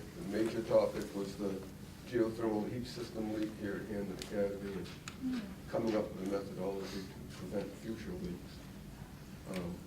We also we did, I believe at this point, have a consultant hired to help with the Hampden Academy electrical system upgrade. And we also had some discussion about to prioritize our buildings and capital improvements for this year to go into the budget process. Education. We had an education committee right before we met, and there are 4 things on the agenda.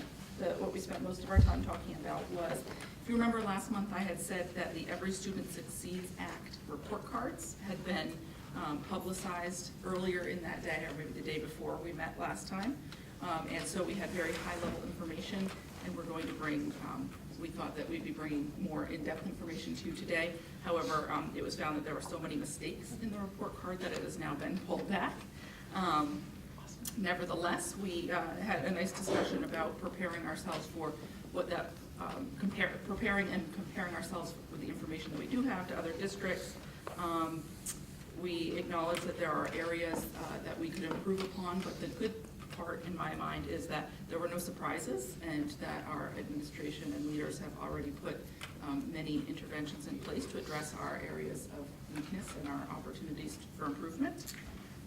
So you will hear more about that when it is republished, maybe in February, maybe this month, we'll see. Another thing we talked about is the district had some federal money, and so they purchased, what's the name of that book, Marianne?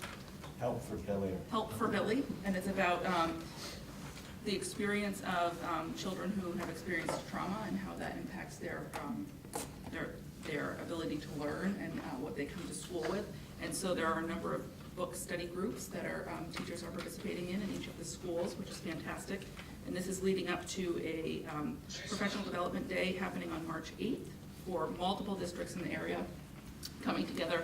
And one of the keynote speakers is the author of this book, as well as one of the second keynote talks will be RSU 22 will be participating in. Another thing we talked about is some more exciting news. Next year we're adding the computing, science, teaching, and learning modules. Did I say that right? It's formal, it's a title. And it's for grades 6 to 8, and it's in collaboration with the university. It's really kind of some hands-on learning for like math and engineering type of stuff, right? Can't see Mary. It's related to the science curriculum that we currently use, the materials that we use, and so it will be a way to add technology in a useful manner to go along with that and computer programming. And it's free, and we have teachers at both of the middle schools, and every slots for teachers in each of the grades at each of the middle schools, so that we should have a nice broad reach for our students. And it's free for 2 years, and then after that, this is like to sustain the program, we would need to pay for the materials to continue it, or an ability to rent the materials to continue the program. So it's a very good deal and a nice thing for our district.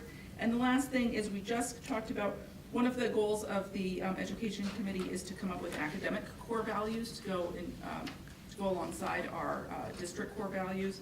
And the administrative team did talk about this, and we felt like we needed to really hang our hat on the mission and vision that we're about to revisit at the strategic planning meeting. And so once that happens, we will discuss the academic core values and bring it back to that committee for further discussion.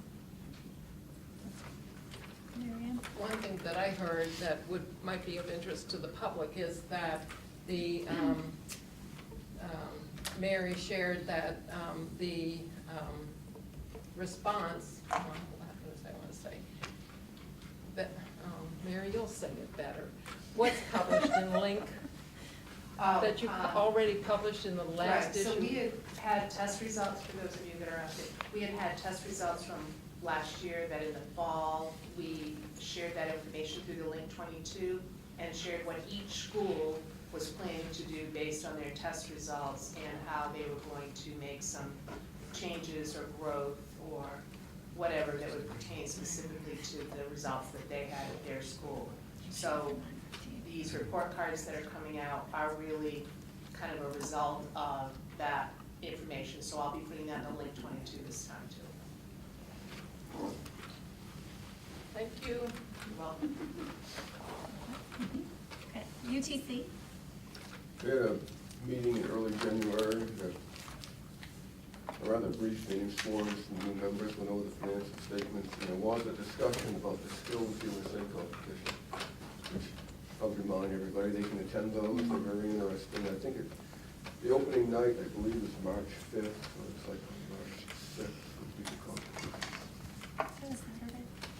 Or do they do it during the school? It opens, I believe, on a Thursday night, stuff is on a Thursday, or a Wednesday night, it's Thursday and Friday.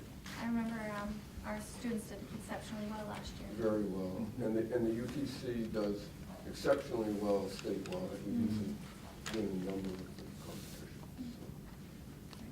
Thank you. Behavioral review. Yep, that's me.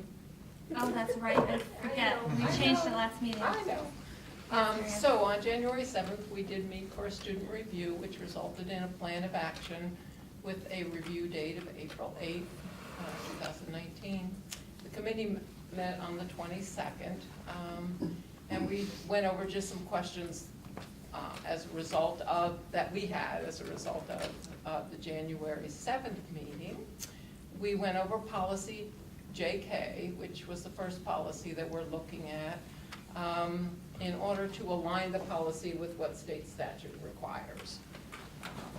And so we are going to move forward with that. We also agreed that the Behavioral Review Committee would serve as the Dropout Prevention Committee and meet quarterly. So we're looking to find people who will serve on that quarterly meeting as outlined in state statute. And we just went over the update on the discipline report tracking that I'm doing from the records that we're given. And I think if you read it, you saw some of the things that we noted there. And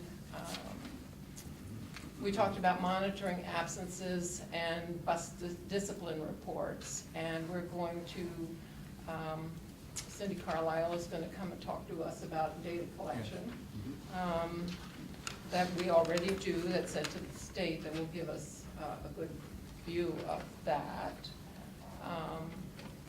And our next meeting is the 28th at 1:30 in the conference room.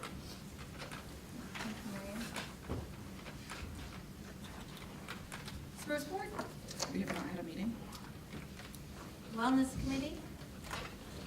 We don't have a board member on the Wellness Committee, but I don't know if Brittany has. We did not have one this month, last month. Community Relations Committee? At our last meeting, we talked about, did some planning for getting budget information out, and Regan has already mentioned one of the things we talked about, which was trying to use some video on the Facebook page to, if you put up a block of text, you get no interaction. If you put up a photo with some text, you get more interaction. If you put up a video, you get much more interaction. We also have multiple channels that we can get the video out on, because we can have it on the YouTube page and then link to it from either the website or the Facebook page.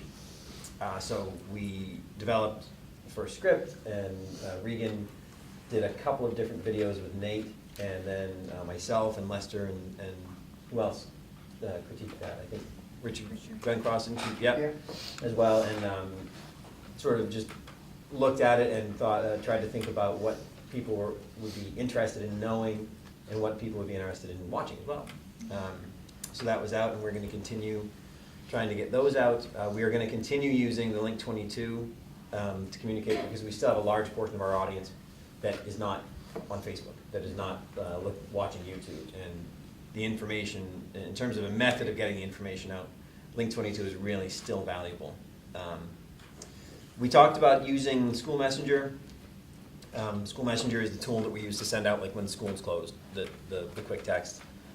Continuing to do that for things such as today is the day for voting, today is the day for the school budget meeting, and so on and so forth. But just for the push notifications to allow people, because in the past when we've done that, we've had a very positive response to using that way to remind people that it's actually happening. The Link 22 publication date, by the way, Scott, is early March. Yeah, okay, thank you. And then, yeah, I mean, there was continued discussion around what we know, what we don't know in terms of how the budget's gonna go and how to get that information out. And yeah, in the future, we're gonna continue working on the budget, and also we're gonna start talking about the Every Student Succeeds Act, or whatever it's called now, the report cards, and how we can possibly get that information out, and also give it some context, because I don't know what they need myself personally right now. It's complicated. Yeah, I can imagine. That's a nice word for it. What level of detail do the budget-related videos get into budgeting, or is it more just an overview and? They're 4.5-hour videos. Excellent. They're very high level. Do they relate to specific warrant articles? Well, you want to? Well, what we put out this week was a literally 3-minute introduction, asking people, inviting people to come participate, that we would be announcing that this is Article 4, what the categories are in Article 4, and then putting out our schedule and also educating how to get to the budget tab so people can find more information. Very high level. It sounds like, could we have those reviewed at the budget committee meeting, so that, obviously the last meeting, which was 9 and 10, we're going to talk about 4, we could actually look at as a budget committee, Sure. maybe provide any editorial comments so that it's actually looked at by the budget committee, and that it's the street, just in case the messaging is not in alignment with budget committee thoughts. Sure. It could be bad. Could we even perhaps have budget committee help develop the script, in terms of help develop what information is going to go? I'm happy with you developing the script. We just don't want But I mean, you're talking about making sure that just in advance of the next one, that we maybe see what it's, because, I mean, basically it's giving a fairly generic overview. The details we're talking about the meetings. Right. And it's really just to kind of, it's a trailer for the budget committee meeting, because they're so exciting, you know. Right. Yeah. Well, but I mean, it is important that what we are putting together and what Regan and Nate are putting together as what's going to happen in the next budget meeting actually be the thing. It would be bad to have a that trailer that doesn't match the movie. Yes, exactly. You don't want to give anything away if it's truly a trailer. That's true. The All car right, we're chase. gonna move on. Our car chase is All right, fantastic. policy committee, do you have any updates before we move into the considerations, Joe? For the policy committee, I skipped over you. I'm sorry. We talked about a lot of things at our last policy meeting. We have another meeting next week on Tuesday. Basically, we're going to be proposing. Do you want to move into policy considerations, Joe? Yes, we can. So let me just pull it up here. All right, so the first policy is JIH. And as you might remember at the last meeting, I asked to recall this because there had been some question about some of the language in there, and we took another look at it and tightened it up. Basically, making it clear that this policy involves both questioning and searches of students. Before, it just had the title of searches, but there was also questioning being done. Also making it clear, because the last time it sounded, the language was that you couldn't talk to a student without reasonable suspicion. We got rid of that because we all agreed that I think it's reasonable for administration to be able to talk to students without having to have a warrant. So I would recommend that JIH be approved as first reading. So moved. Second. Any questions? All those in favor? Nicely done, policy committee. And the second policy is EEAEF, school discipline on buses. So that, really wanted to tighten up some of the language there, making it clear that student discipline on buses applies not just when they're going to and from school, but we're also including when they're going to and from field trips or other school-related activities. Also just putting them on notice that there may be video cameras. This policy does not address the issue of when people can look at the video cameras. That's a different policy, but it references that policy. So this one's just putting people on notice that school buses, some of the school buses have video cameras. So I would recommend that, I move that we adopt first reading for EEAEF. Second. Any questions? All those in favor? Thank you. We're gonna move right into new business, and we have an overnight field trip we need to. Yes, we do. If you can look at the exhibit on March 15th, we have the jazz group going to South Portland. Per board policy, all overnight field trips need to be approved, so I ask for your endorsement of the policy of the field trip on March 15th and 16th to South Portland for our jazz group. So moved. Second. Any questions? This is $90 covers basically everything. Is that being paid by the parents, or are they fundraising, or? Mr. Tracy, that's So it was asked of the students that they fund that, but if they mention that they have a, what's the word I want? Financial hardship? What's that? Financial hardship? Thank you very much, yep, that they can reach out to him and agree to cover any costs above and beyond their family. And that will get them transportation down and overnight stay. It would have been on the earlier slate, but we didn't know it was gonna be in South Portland, so the last 3 years, I think it's been here and Nokomis, and one of those twice. Any other questions? All those in favor? Any opposed? Do we have an abstention? Lester. Great. We're going to move into discussion on policy adherence and actionable steps, and I'll ask Rick to provide the intro. Let me intro this for the board members and also our audience. The intent of this agenda item is to follow up with our conversation we held at the policy committee actually on March 6, 2018. The controversial issue policy was discussed. Since the March 2018 meeting, I've been made aware of continued conversation pertaining to Wagner Middle School. This may have reached via social media and other mediums a climax this past December, and actually that was noted when a gentleman spoke to the board earlier this evening. At this time, I'm going to ask Dr. Glenn Cross to come to the board and address, basically from my perspective, 3 major goals. Number 1, or 3 major points. How did we arrive at where we are? What's the current status? And what action ideas are being designed to be implemented revolving around the controversial issue policy, the curriculum development policy, opt-out, opt-in policies, etc. So Richard, if you would please. Thank you for giving me the opportunity to speak here tonight. I prepared a statement here, and I kind of want to use it as a guide for my discussion. But back in March 2018, we had a parent-initiated discussion that occurred at the policy committee level. And this discussion took place over several committee meetings, and it was centered around policy INB, controversial issues. So that's the title of the policy. And at that time, the policy was reviewed and it was amended on April 4th. So we went from March to April 4th, several meetings there. And policy INB notes that parents have options to restrict their child's participation in part or in whole in any planned discussion or course of a controversial nature. However, the wishes of one child's parents to restrict his or her child's participation in a class discussion will not infringe on other students' rights to participate in such discussion. So I think that's an important distinction. It will be the responsibility of the parent to provide written consent for the student to absent himself or herself and be provided with an alternate placement and or assignment. Okay, so that's kind of the overview of the policy and the historical perspective. This was something that we've been discussing for some time. So since last spring and more recently, in the last month or so, a small number of parents have discussed with me the option of excluding their children from select content and this is mainly based on religious, moral, or philosophical beliefs.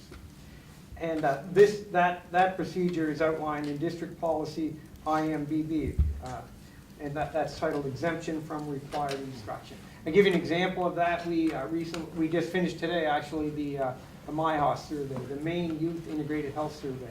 A number of students contacted me in the past few weeks, and they didn't want their child to participate, so we were able to opt them out of that participation in that survey. So over the past few weeks, I've been working closely with Superintendent Lyons and RSU 22 Director of Curriculum, Mary Giard, and the Wagner staff. And I'd say I've been working a lot with the Wagner staff, and many of them here tonight. And we wanted to review parent perspectives as they relate to the policies previously mentioned. So as part of that process, on January 16th, we held a parent community forum for the purpose of hearing parent concerns. We felt it's important to hear. You know, we need to have a dialogue, and we want to open that up. So following the parent community forum, the Wagner staff and I met. We met numerous times, and our meetings are ongoing, I might add. And we wanted to review concerns and develop a multifaceted plan of action designed to support student learning, number one, and to improve communication between home and school. It was clear to us that was something that was desired for us to improve, and we've taken measures to address that. I'll go over those in a minute. Prior to and at the parent community forum on January 16th, some parents expressed concerns about a poem that was discussed here tonight, and we have addressed those concerns. Some parents also expressed concerns about the perceived misalignment of some instructional content with family, religious, moral, or philosophical beliefs. This is really important for me to note. We respect the beliefs of these families and have listened to and tried to address their concerns. And we'll continue to do that moving forward. At our January 16th parent forum, other concerns included, just a summary, we heard a lot of things that evening, being locked out of our school building, that was one. It is important to note that our doors are locked during the school day for student and staff safety, as they are in all our schools. Our doors are unlocked after school for a few hours, and then they are locked again in the evening to control who comes and goes during the evening. Our door locking schedule has been adjusted to accommodate basketball families during basketball season, because we have early and late practices and that sort of thing. So we made that adjustment. I want to point out that Wagner Middle School is following a system of controlled access to athletic practices consistent with procedures in our other district schools. Now, I mentioned before we took some measures to improve communication with home as a result of our meetings, and so I just wanted to kind of give you a sense of what we've got in place over the last couple of weeks since the January 16th meeting. So we've begun the publication of a Wagner community newsletter, and I've already published 2 editions of that, and that's going to be an ongoing tool. It's posted on the home page of our website for ease of access. I see it as kind of a one-stop shopping where rather than clicking all over the website, parents can access relevant and up-to-date information right there in one place. We wanted to use more consistent use of the school email messenger system. Scott, you alluded to that like earlier. We've started using that more frequently. I have to say I was holding off on that. I felt like I didn't want to pester parents with a barrage of information.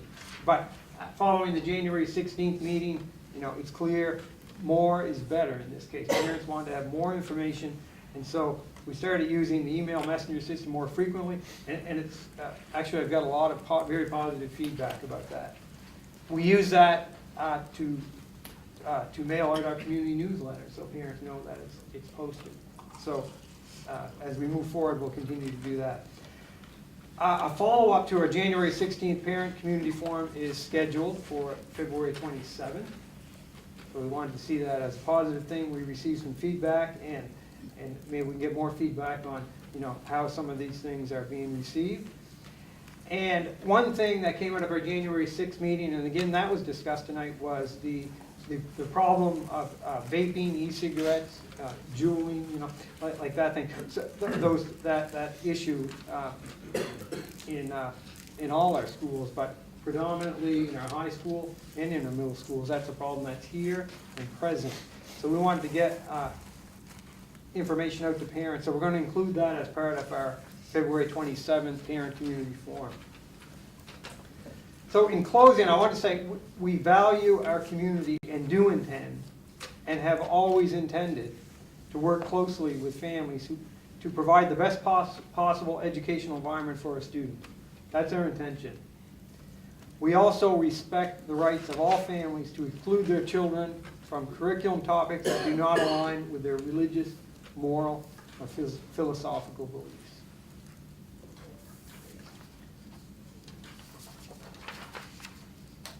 Okay. Thank you. Questions from board members? Richard's overview of going back to the March timeframe that he alluded to and I alluded to, going through maybe the pinnacle that happened in December with the poem and what he's doing now to try to involve the community and be responsive to the questions, desires, and so on. Do you think, I'm sorry. No, go ahead, Joe.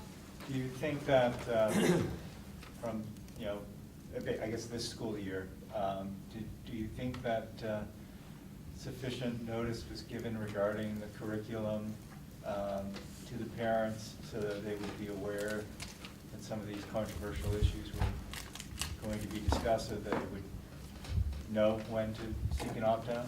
I think we can always look for ways to do better, and I think, you know, I think hearing parents' concerns and recognizing where, you know, where we're doing well and where we're not doing well, and looking for solutions. You know, that's how I want to approach this moving forward.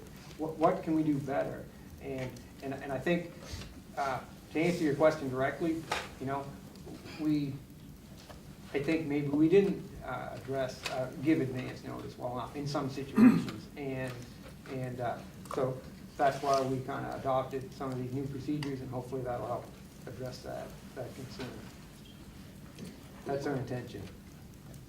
And I don't think that my comment is specific to Wagner. I think that this is something that I think probably, maybe it's safe to say, most of the board members have heard as parents out in the community, is that the level of, or the quality of communication varies depending on the teacher.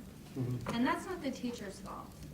But some teachers are very good at communicating, and other teachers, that's not maybe their skill set or top of mind, because I'm one of those people that I forget to appreciate people, like that's not top of mind. Doesn't mean I'm not grateful, I just forget to tell you. So I'm just wondering if admin, it might be worth discussing, okay, what types of guidelines can we, or structure can we form to help support our teachers so that they know that there's at least a bare minimum expectation in regards to engagement with parents or communication. And that's not specific to Wagner. I don't have children in the Wagner school, so this is a concern at other schools within our district. And I think if we just start being a little bit more consistent with how we communicate with parents across our district and what we communicate, it will go a long way to improve our culture and improve trust within our district. Yeah, I agree, and I think, as times have changed, in recent years with the different mediums, websites and Facebook and Twitter and these types of mediums, and I think we need to adapt and be more current and to provide, because information is accessible instantly now in many forms on many topics, and I think so we need to adapt our communication systems in order to stay current. So I have a question that just came as a result of everything we've heard tonight, and it doesn't apply just to Wagner. It would apply to every school that invites someone in to do a presentation. So do we have a process for vetting those people and the content that they're going to be presenting? Do we have a process for that? Not just at the middle school, but at the high school? At the system level, Marianne, we do not have a matrix that's coming from the system for all 6 schools. We do not have a matrix for the system. So do building principals want to respond to Marianne's point? That is, do you have a, I'll call it a matrix, a rubric that guides you in the selecting of potential presenters in your school? I'll speak first. We use an external presenter form, and the teacher has to present that ahead of time with the person's or the presenter's name on it, what they're going to be talking about, and I have the opportunity to sign off on that or not sign off on that, allowing us to move forward or not. So I get to see every presenter that comes in ahead of time, which doesn't always prevent that person from saying something wrong, but it certainly gives me the point to say, yes, I trust why they're there and what they're doing. Any different perspective from any principal other than what Mr. Tracy mentioned?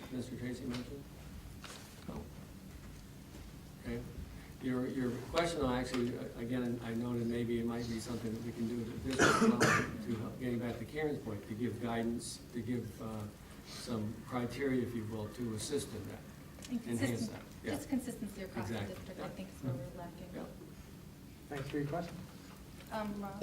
I'd like to commend Dr. Glenn Cross for the upcoming February 27th meeting that has been well advertised. I think that's the kind of public parent forum that sort of happened on the 16th.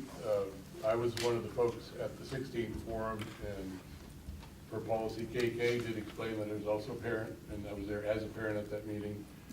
That meeting was a request of 7 to 8 parents for a parent forum and a spread the word, and I think there were 35 to 40 folks there. And there were also teachers there, and I think there was some good listening that happened. I think it'll continue on the 27th. I've seen, and again, I commend the newsletter that comes out. However, it is a report of what happened, not what is going to happen. And as a parent of a 6th grader who came before the board policy committee last year about the same poem, it was really the topic that was discussed, and our job is to look at policy. The issue was really 2 things, and I appreciate the reference to policy IMBV exemption from regular instruction, but it's actually the exemption from controversial instruction that I'm interested in. And the difference between IMBV and INB is that IMB specifically states that it's not only the responsibility of the parent to provide written consent to absent himself or herself, which implies that you know about it in advance, and I haven't heard how that'll happen quite yet, but it says it's also to be provided with an alternate placement and or assignment. So if we're in a situation where, and I'm still not sure how we define what is controversial, I think the parent-teacher forum is a place where, and I think in the listening session it was clear that it's an individual parent, it's not a group of parents that wants to change curriculum, but to certain parents, you're absolutely right, there are certain things that are deemed controversial, and that's an individual belief, if you will. Right. But I think with enough feedback, there'll be topical elements that are clearly understood as controversial, and if an alternate lesson plan has to be provided, the level of effort that it takes to do that, I would also assume would allow notification to take place as well, so the parents could decide whether to opt out or not, so that it isn't an after-the-fact situation. So I look forward to the 27th meeting. I don't know if I'll be there or not. I know that what is controversial is, again, it's that subjective issue, but I think it's pretty apparent that there's a little bit of a pattern to learn from and build on that will hopefully help that not repeat itself. Sure. Well, like Rob, thank you for your comments. I look forward to the 27th meeting, as do you, and because I think we learned a lot on the 16th, and I'm sure we'll learn a lot on the 27th. And I think the open communication is important moving forward. I just want to express appreciation for the fact that you are, and your staff are open to seeing this as a learning opportunity. I think that's admirable. Thank you. Thank you.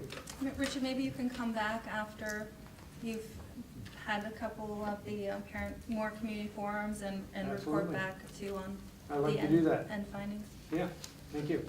I have a question of policy, Joe or Marion. Is the INB policy on the agenda for discussion? Or was it, or will it be to perhaps revisit the advanced It's not notification? it's not on the agenda. Was it postponed to be put on the agenda till more background was developed? I know when we brought it up. Are you for talking about board- last year, or are you talking about right now? Upcoming. Coming. It's not on the agenda. Not on the agenda. And was there a request by a parent to put it on the agenda? Yes. Yes.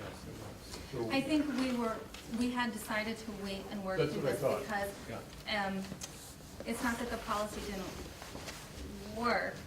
I think there needs to be more discussion about this, and we as a board need to learn what's been taking place around it before we make any movement on that. So, Yeah, I more just to recall, in the Weatherby gym, when we were talking about changing the policy, that there wasn't sufficient public concern to maybe make that change. I think what's changed since last year is there is an awareness that there is more public concern, so hopefully when it gets back to policy and begin working with the administrators of what is not too burdensome, everyone's busy, but clearly if an alternate lesson plan is put together, that has to be done with some pre-thought, and particularly for an item that's been used 2 years in a row now. I would think that the lesson plan is already intact. and the question always becomes, a policy is there, it doesn't necessarily mean it won't be violated. And so, if a policy isn't followed, it doesn't necessarily mean there needs to be a policy revamped. It means there needs to be some accountability, and I think that that's the discussion that we're in the process of having right now, and I appreciate what you're doing, Richard, and hope that it continues, and look forward to having you back. Thank you. I look forward to coming back. So, the last item on the agenda for new business is a discussion around social media. And social media, we're talking in terms of not only Facebook, but also email exchanges, any type of interactions that we have either with each other or particularly where the general public is concerned. This Wagner incident resulted in a Facebook post. I don't know if it was the parents' post or not, but there was some sharing from board members, and it created a little concern. And I want to set the stage for this conversation because this is a completely separate conversation from the Wagner incident, because I don't want to focus on what happened in regards to the share, but it did generate a lot of good dialogue. Unfortunately, the dialogue happened via email, and so we're having it out now in the public about, okay, what do we do as board members? What's appropriate for us to do in a social media setting around topics that are more controversial? And one might consider it controversial, another may not. So this is a topic that a few people brought to Rick and I's attention. It wasn't just following this Wagner incident, throughout my tenure here on the board. It's bubbled up on occasion. We just haven't addressed it or discussed it as a board in an open setting. Rick did reach out to the Maine School Management for some guidance on this topic because it's becoming more and more of a need across the country. It's being talked both at the national conference level, and it was just presented at the October conference by the MSMA. Or the MSMA conference as well, because this isn't a problem, or not, I wouldn't even say a problem, this isn't a topic that's unique to RSU 22. So we have provided some samples of that the MSMA was able to provide. Some of it is about additions to existing policies around code of ethics. Some districts have a standalone social media use policy. Others just provide it in a packet, in their orientation packet. I don't know if you've all had an opportunity to review that. I found that that one of the handouts in particular, it was actually an article titled, this is not the one that I wanted to, social media etiquette. That I found very thought-provoking and made me think a little bit more about this whole concept of, what is the potential risk to the board or to the district. And so if you haven't had an opportunity to read that particular article, I'd encourage you to do that, because that I thought was very informative and eye-opening. But with that said, I'm going to open it up to discussion and hear some of your thoughts. And I would like to be able to leave here knowing that we might not all agree 100%, but I'm hoping that we can find some common ground and potentially help, I think, give some guidance to the policy committee, to be honest with you, as to how we might be able to structure this. Because I do think there probably is a need at some level. So, Joe. So I have a couple of thoughts. We do have a policy regarding emails. And quite frankly, I don't think it would take much to tweak that to add in social media. I did look at a lot of the materials, and I guess what I would just suggest, I think that people should really be aware of is that you can pretty much expect that social media posts, just like our emails, are going to be most likely considered public records. And that, and even if they're not considered public records, that they might be something that would be discoverable in a lawsuit. So I mean, you got two different ways of something being discoverable. Somebody makes a public records request. Obviously, the district has to provide those public records, and we might not want. So just something I think to be cognizant of is you got to keep that in mind when you're posting something on social media, or if you're using your personal email as opposed to the district email, that you might have to comb through that. Or if somebody were to bring a lawsuit, that's also discoverable, and that's something that is painful. To particularly have to be going through and providing those types of materials. You might not want your personal Facebook or whatever social media account you might have, kind of being open to that. And obviously nothing on the internet actually ever goes away, so they're going to know. Deleting does not solve the problem. It magnifies it and makes it much worse, because then you're looking at possibly destroying a public record where you could get in trouble with, or getting the district in trouble if you've what's called spoliation of evidence, when you're trying to destroy something you think that might be coming up for litigation. That's also really bad. And so, it's just something to be aware of. Just like, obviously we have our emails that we have at the board, and I think that, we can tweak that, but I'm certainly open to, hearing lots of different thoughts. Marion? Part of that for me, and this is I really would want the guidance on this from the group, is related to what do we do with information that we come across that gets sent to us via a personal email or messaging or whatever. What do we do with that information that raises our level of concern?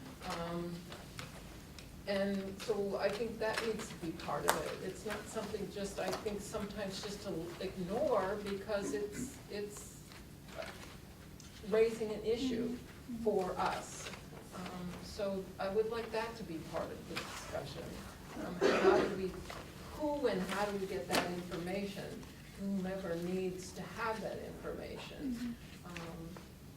And in what format do we get them that information? So all of that. And on the second part, in terms of emails,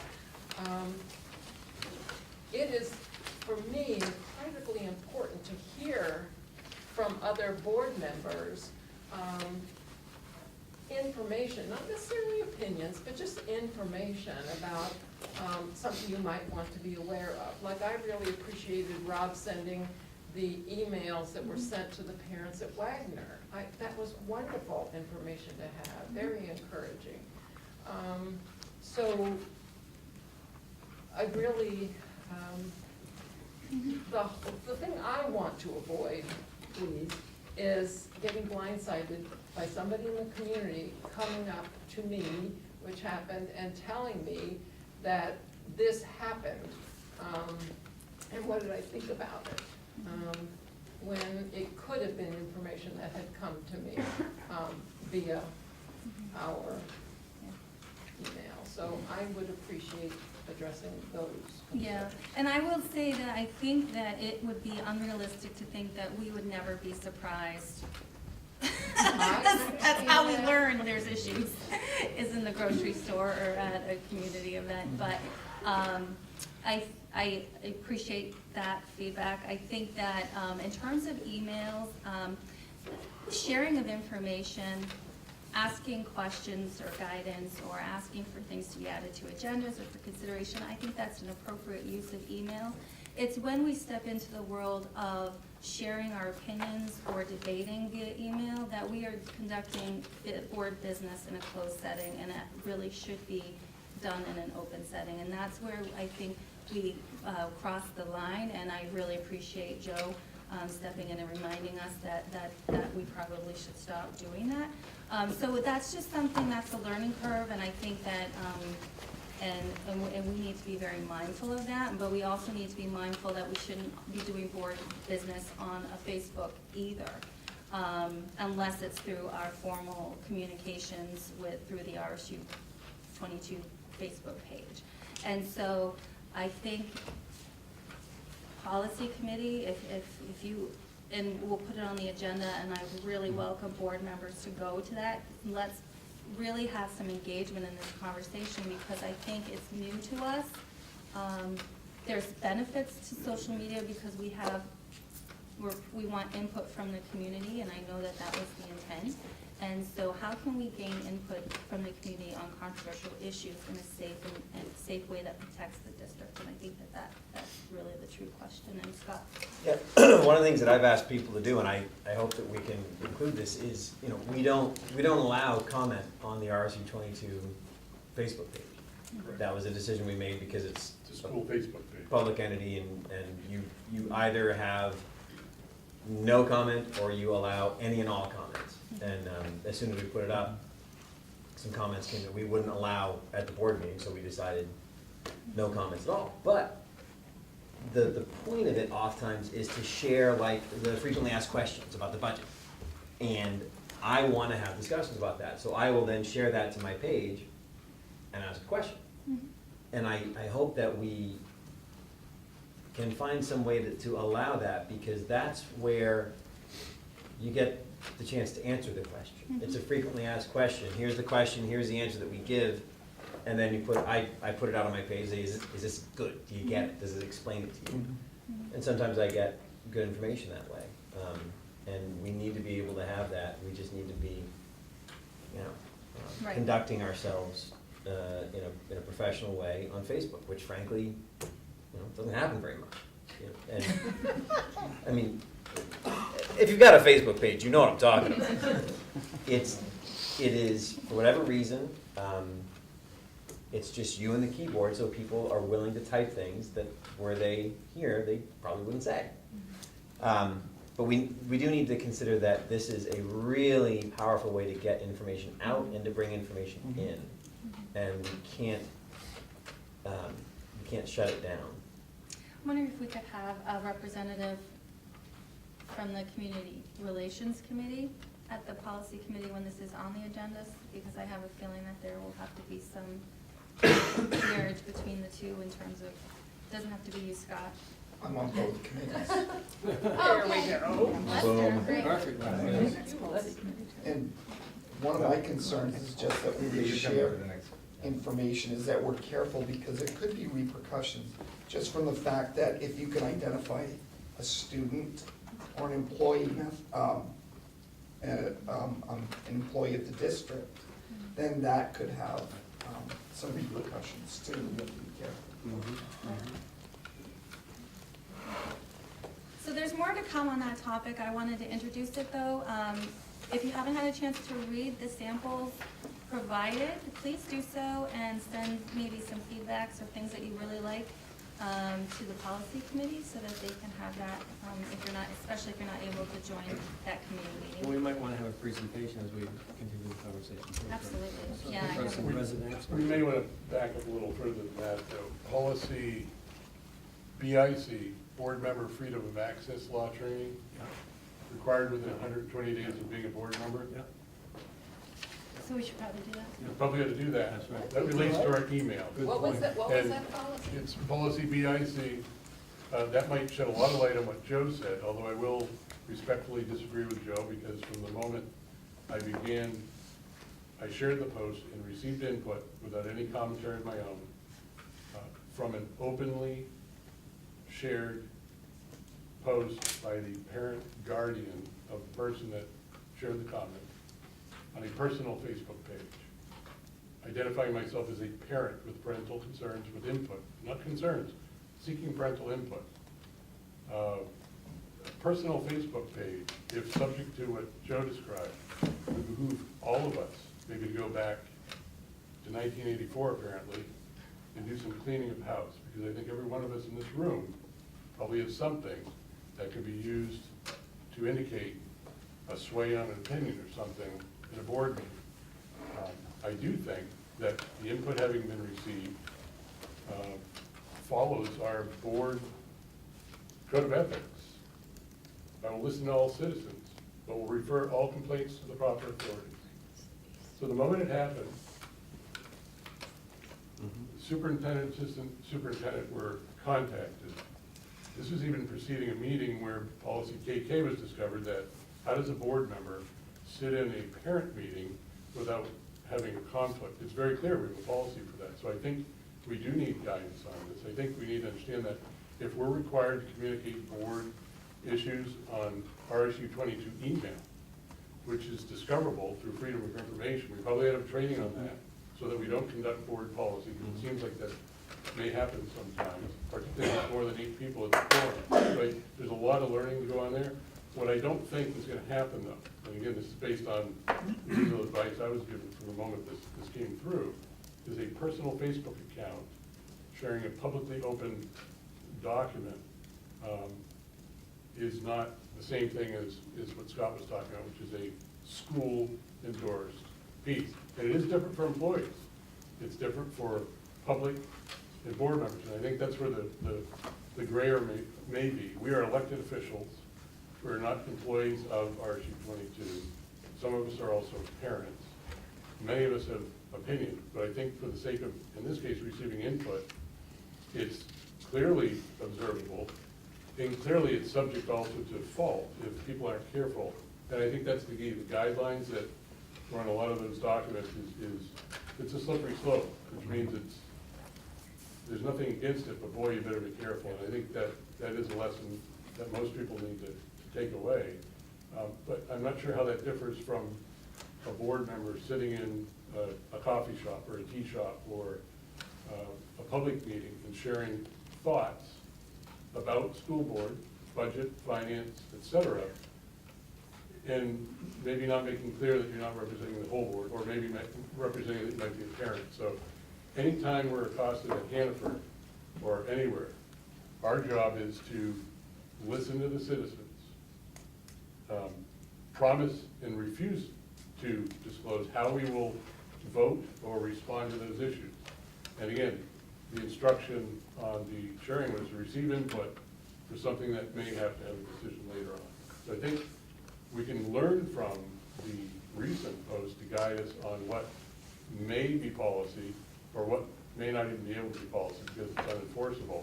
But I think from the code of ethics standpoint, we already have a lot of guidance that if people read it, they'll see that we actually adhere to it, or that people adhere to it in this instance. However, I think we probably all are aware of what's happening with freedom of access, because that Facebook is pretty public access, but what happens in emails through requests is also eventually public as well. So again, it's.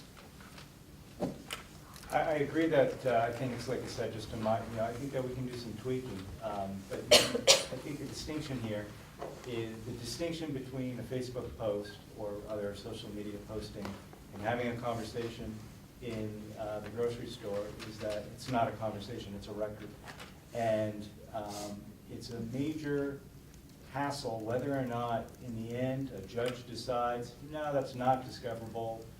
You're looking at having to deal with it. And so my point behind that was is they just want to be aware and cognizant that these are things that, you might have to end up dealing with if there's a request for a record. Because it's a record, it's not a conversation, and you can't discover a conversation. So that's the distinction, that was my point. But I agree that I think that we have a code of ethics, and I think that these things can be tweaked. Tony? We need a motion to extend the meeting. We will, yeah. Can we close this and we'll move forward with policy Well, I work? wasn't saying that to close this out, I was looking at the clock. We have a couple minutes, so I was hoping we could close this out before I ask for that. And do we have any meetings that we need to set? That we can do in a minute and 2 seconds? It's on the 25th.